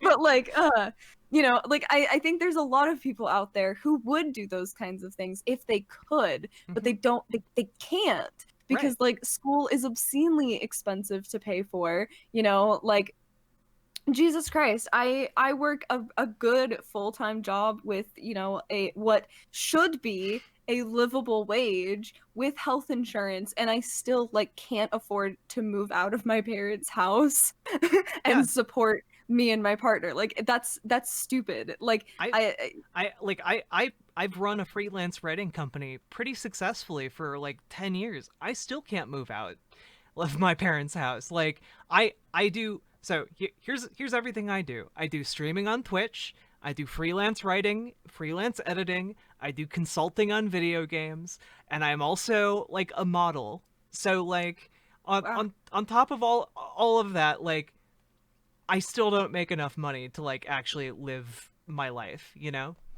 Yeah, Um and that's ridiculous. Like, and I think that like one of the things that we should try and do as a society, right, is like find a different reason to advance.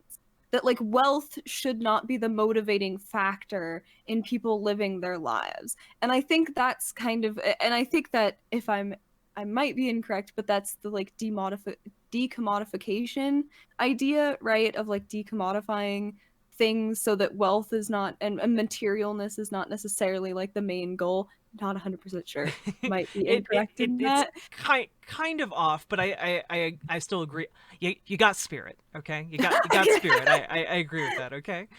But like I think like it would be really good for us to find like technological advancement to be the reason to move forward, and make it so that more people can focus on that rather than having to Mhm. make a wage just to live, to barely scrape by. Because like what kind of society is that? Like, what good is that if like the majority of people are just working to support a very elite percentage of the population? Like, I don't know, it's weird to like think about having supported that kind of thing, and I genuinely have a hard time like understanding the mindset that I was in to think that that makes sense, because Yeah. it's like, to me, it just makes so much more sense that we should try and find better reasons to move forward as people, Mhm. as like collective people, than just making money. It's like such a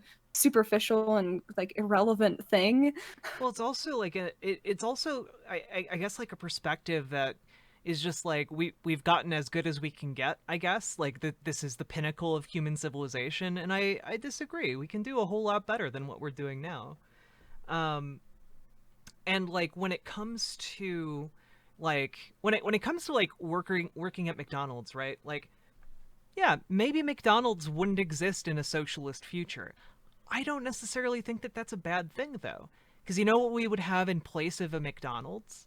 We would have, like, a worker co op restaurant. You know? You know all those small restaurants that used to dot rural America? All of those places with all kinds of character that people loved?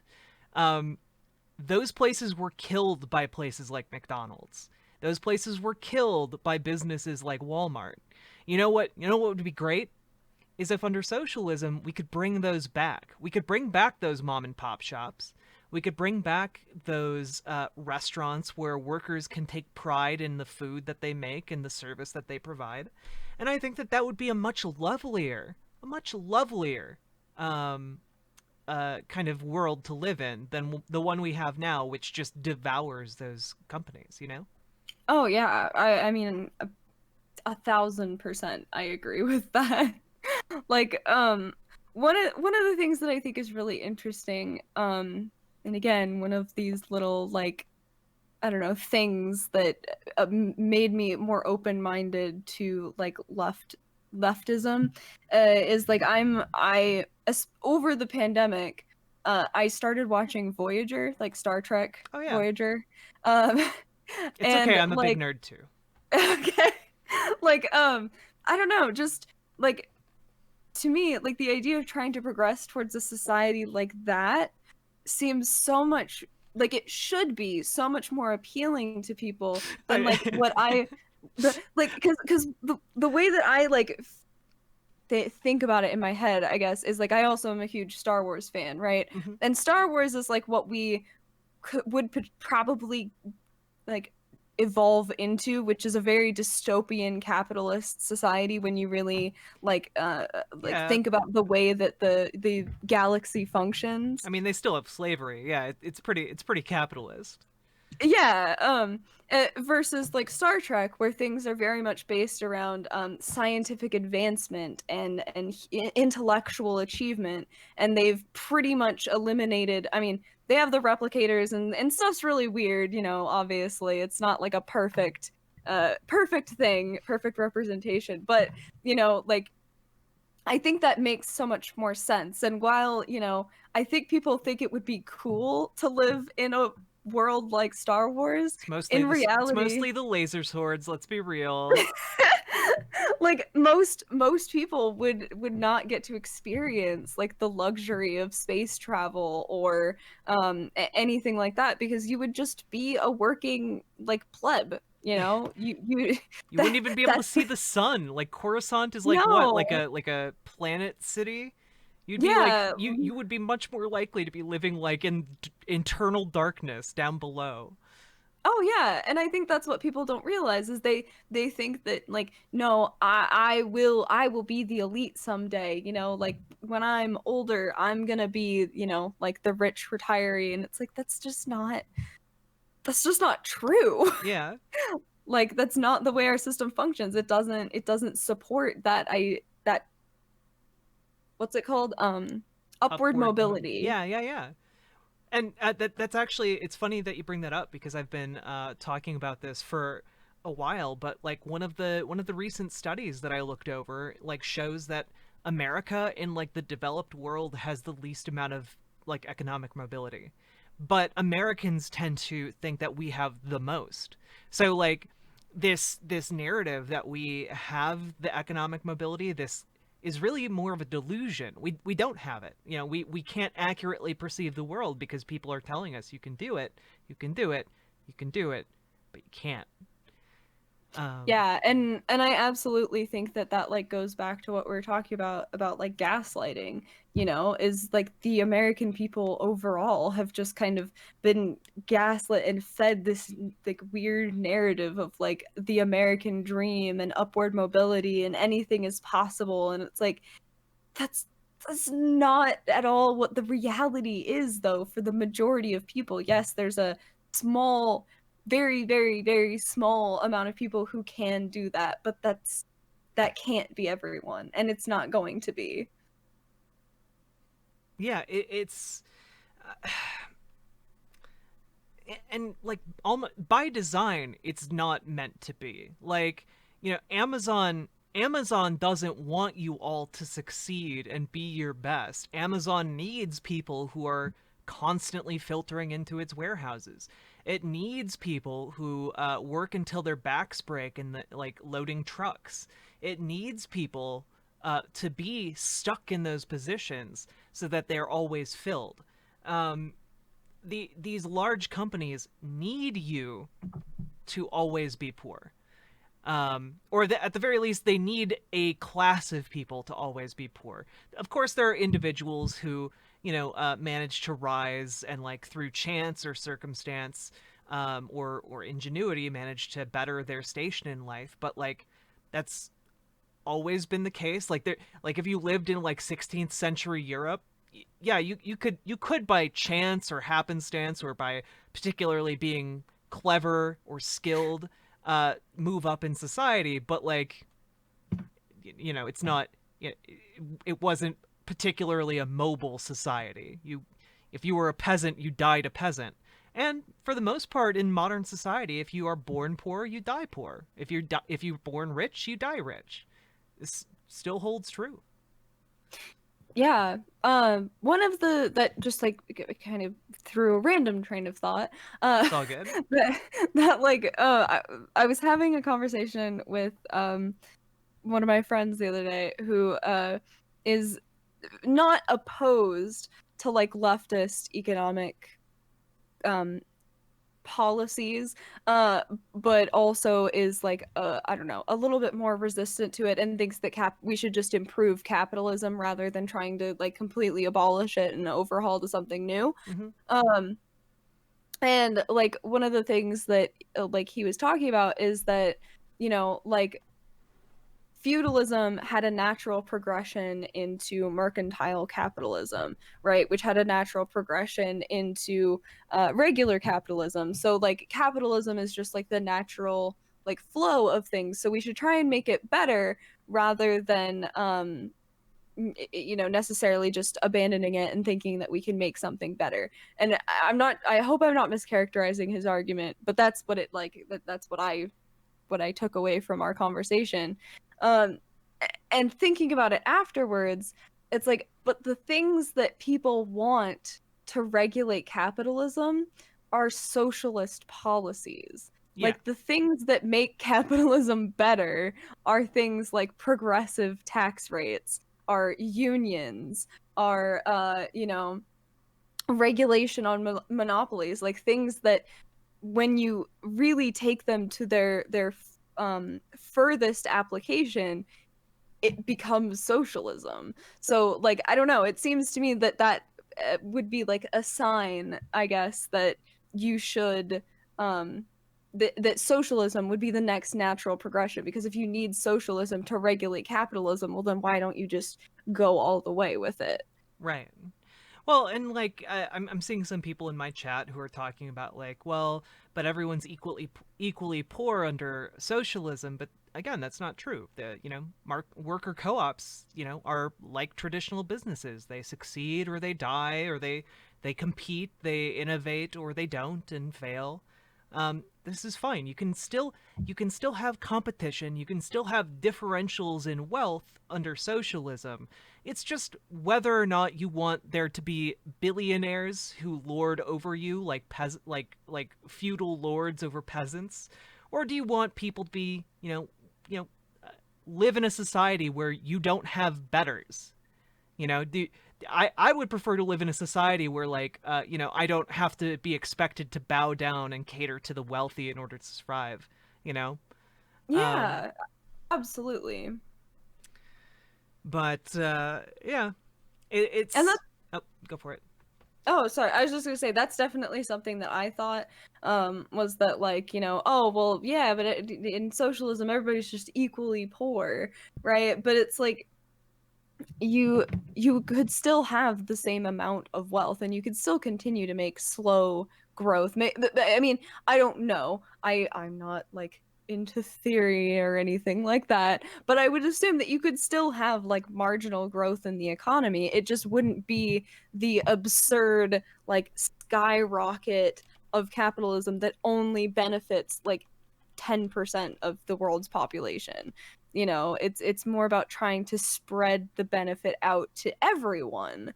Um, which is why I think worker co-ops make so much sense, and why that is a really good selling point, I think, for leftism, because it doesn't require like the abolition of capitalism itself. It doesn't require, like the workers entirely seizing the means of production, like that kind of thing. I mean, it is kind of in essence, but it's not as scary as like the idea of the government taking it and redistributing it, right? But if you like can give businesses incentives to voluntarily convert to worker co-ops and try and make that more of a norm. And probably you would have to use state force for companies like Amazon, because I can't imagine that Jeff Bezos and his shareholders would willingly turn Amazon over to the workers. Mm-hmm. But I think you could encourage it in smaller businesses, like especially by giving tax write-offs and tax incentives and things like that.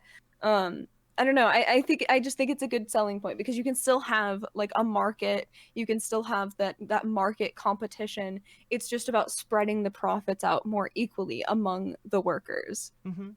Yeah, I mean, like, markets existed before capitalism. They'll exist long after capitalism is gone. No one's trying to get rid of markets as like a fundamental thing that people do, because we've been doing it as long as people have like traded things. But like when it comes to this idea that we need to, I actually think that we can live in a world where, we don't need to necessarily even force capitalism, use state force to end capitalism, right?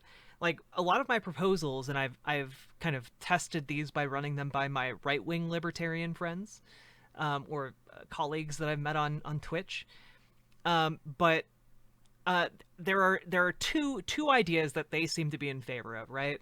And one is loan programs. So like you help worker co-ops overcome their startup capital problem, because traditional banks don't loan to worker co-ops all that often, which is why you have agricultural co-ops being like the predominant type of worker co-op that we have. So you solve that problem on the lower end. And on the bigger end, any of these companies that fail, that need the government to step in and bail them out, those companies have to become worker co-ops. I think you can make really good arguments for that. And then all of a sudden you have half the auto industry being worker co-ops. You have Boeing being a worker co-op. You start getting these massive corporations also shifting to become worker co-ops, and that has all kinds of knock-on effects and benefits. For example, worker co-ops generally don't vote to move their companies overseas. They generally don't want to move, their families to different countries, because they live here. Generally companies don't want to vote to do illegal shit. Like, yeah, like when workers own the factory, generally the workers are going to have a really hard time being won over by the argument that they should dump toxic sewage into the water of their community. When workers run these things, I think that companies generally make much more ethical decisions. The same way that in capitalism, when democracy is functioning correctly, we generally don't make the shitty decisions that like tyrants and monarchs would make. Now, again, democracy has a ton of flaws, and we've known that for a long time, but I think most of us agree that it's preferable to like monarchy, where, sometimes you get a good ruler under monarchy, and then they die and their dipshit son takes over, like this is the history of medieval Europe in a nutshell. Yeah.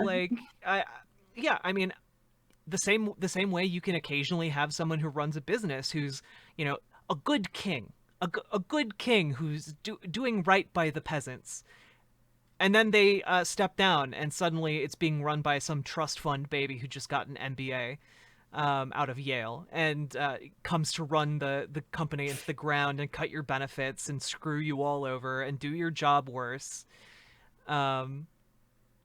So yeah, I'm sorry, I'm rambling. Oh no, sorry. This is like it's my weekend, so I'm fine with staying up late. But just so you know, this is like the time that I have to go to bed for work. So I'm Oh, sorry, okay. I'm getting like a little bit tired. This is not at all It's all you. good. I'm sorry.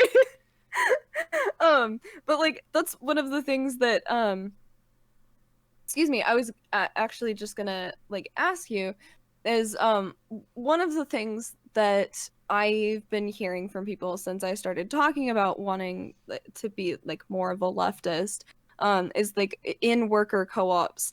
Um, what do you do about the people that just like oh, some people just want to punch in and punch out and not have to make these decisions about their company. Like, why would you want to have the what are you gonna do? Like ask the gardener what he thinks we should do about the sales projections for the next 5 years or whatever. Hmm. Like, what do you do for those kinds of people? How are those decisions made?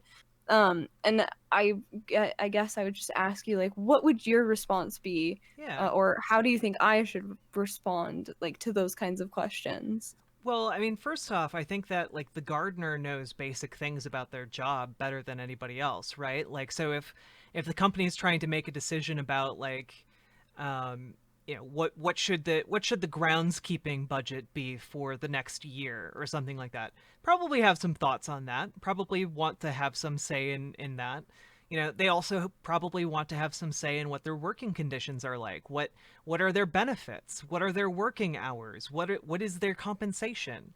These are things that I feel like most people would have probably some strong feelings about, right? Hmm. Um, and so it's not a requirement in in at least in the United States that you participate in democracy.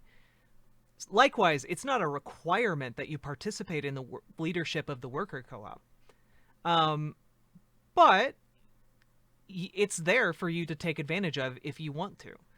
And I think that that is an important thing. Like, yeah, if you want to skip like and again, it depends on how you have your worker co-op set up, but like if you want to skip like the 4 meetings a year where you gather together and like decide, okay, for the next business quarter, here's what our priorities are going to be, here's what we're going to try and do. I mean, you can, I guess, but like I feel like when people actually have skin in the game, they're going to want to show up to those meetings when like, they could be determining that they get like, you know, a 4-day week instead of a 5-day week, or you could be determining that you get like, $20 an hour rather than $19 an hour. Like these things like make a difference.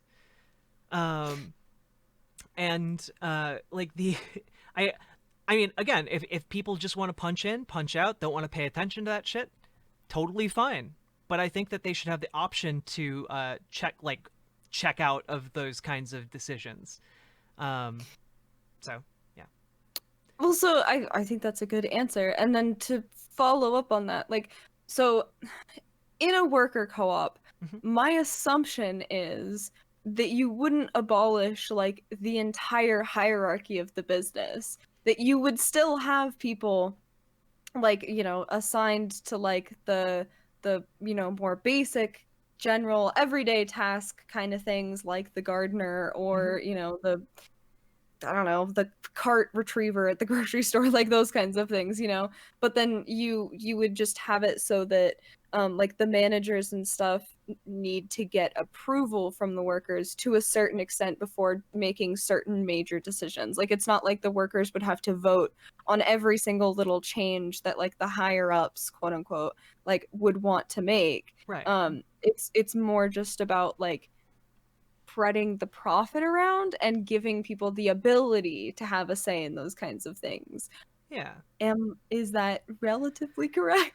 So again, there are a lot of different ways that you can structure a worker co-op. One of the ways is by having a flat, like a completely lacking structure type of organization. I don't know if you're into video games at all, but like the developer that made Dead Cells, for example, has a worker co-op structure like that. Um, and that can work, but it usually only works in like relatively small groups of people. when we're talking about larger worker co-ops, it tends to be the case that they work better with some form of hierarchy. Now, and maybe that's just because we don't know enough about worker co-ops yet, because, who knows what we might find when, society in general adopts them more like on a wider scale, right? Let me find you just kind of like a visual thing I can send you here. I have at the beginning of the year I was actually working on putting together like a worker co-op of my own.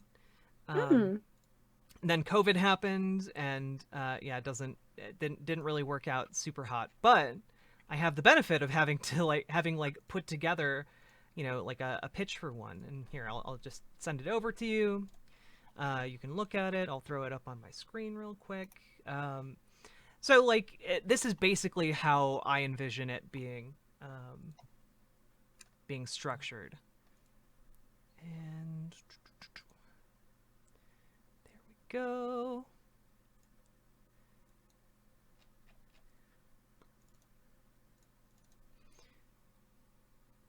There we go. Okay. Okay. Yeah. All right. So, So I guess, yeah, sorry. Oh no. So basically, you would have like a leadership board at the top to kind of like a CEO and like the board of directors or whatever. The leadership board would be made up of different people from the different departments. And then the different people from the different departments would run their own respective departments. And then, all the way from the leadership board to the very bottom workers in the system, they would all be members of the worker co-op. And then the members would all collectively meet, or whoever wants to show up, 4 times a year or whatever, to basically dictate the direction of the company, dictate the policies that they want to pursue, et cetera, et cetera. You'd have the accounting department come up and be like, here's our financial information, and here's how much money we have.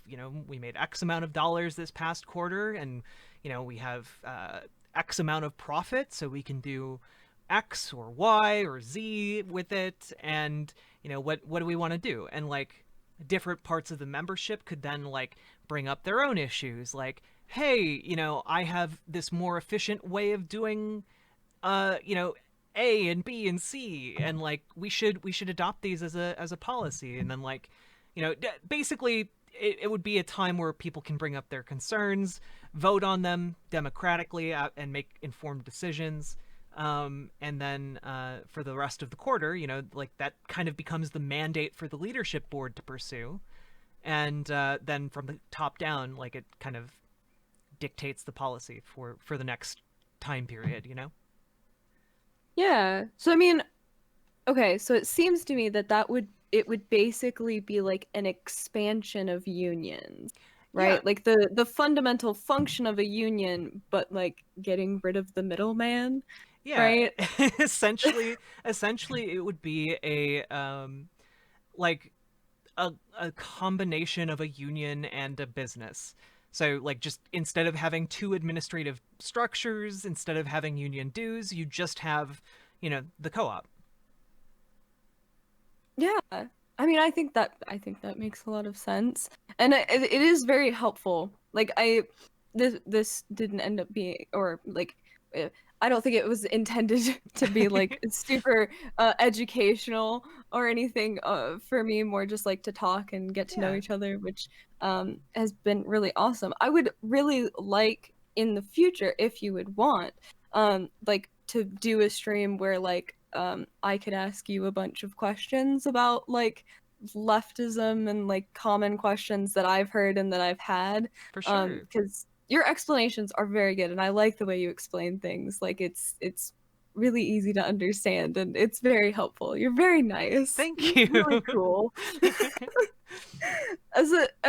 I'm sorry. I think I probably will need to head out because I am getting very tired. I can tell. It's okay. It's okay. We've been talking for like 2.5 hours. It's been really great. I really enjoyed it. Like yeah, I don't know. My brain's like really confused right now. And this has been like really nice, and I enjoy like getting to like kind of walk through what's been happening in my brain for the last like year, Yeah. because it is very confusing and weird, and so the more I talk to people about it, like the more sense it starts to make, I guess. Hmm. um and yeah, I don't know, I would really like to do like a more um a stream more centered around like actual policy and like worker co-ops and stuff like that, because like you've had experience with that, and you know much more about it than I do, and I think the way you explain things is um very helpful. Okay, yeah. I mean, I'm free next week. I stream every weeknight. Cool. Well, I will definitely message you Heck yeah. to set that up. Thank you. Like, I don't know. I'm sorry. I'm also a Okay. very awkward person. I am But like too. It's fine. this has been really great. I really enjoy it. And I'm super glad that like I'm meeting more like chill left-wing streamers, which is very nice because like I don't know. It's a cool community, and I think it's fun to meet people like yourself. We're just very cool individuals. Well, you're pretty cool yourself, okay? Don't sell yourself Thank short on you. cool. Thanks. My Um my chat is saying that we are both very cute. I Thank agree. you, chat. I love chat. Chat is always cool. Um, but yeah, I don't know what to really wrap it up to say, but Well, I shout yourself out. You know, where can people oh find you? um twitch.tv wait slash Cheshire Cat with two R's instead of RE.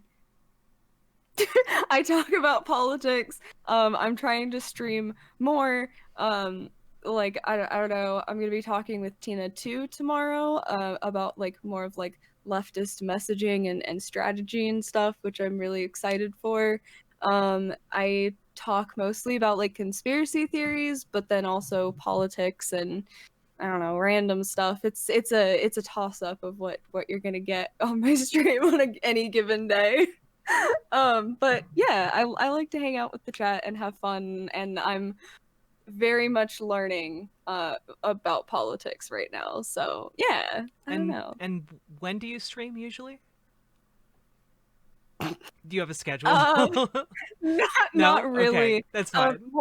Mornings, like 9 a.m. Pacific time on weekends, and then like around 3 o'clock Pacific time on weekdays is kind of like a rough thing. I'm a terrible streamer, I but think I'm you're a working great on it. streamer. I've watched some of your streams. I've lurked. You're Oh, really well, good. thank you. You're like charismatic as fuck.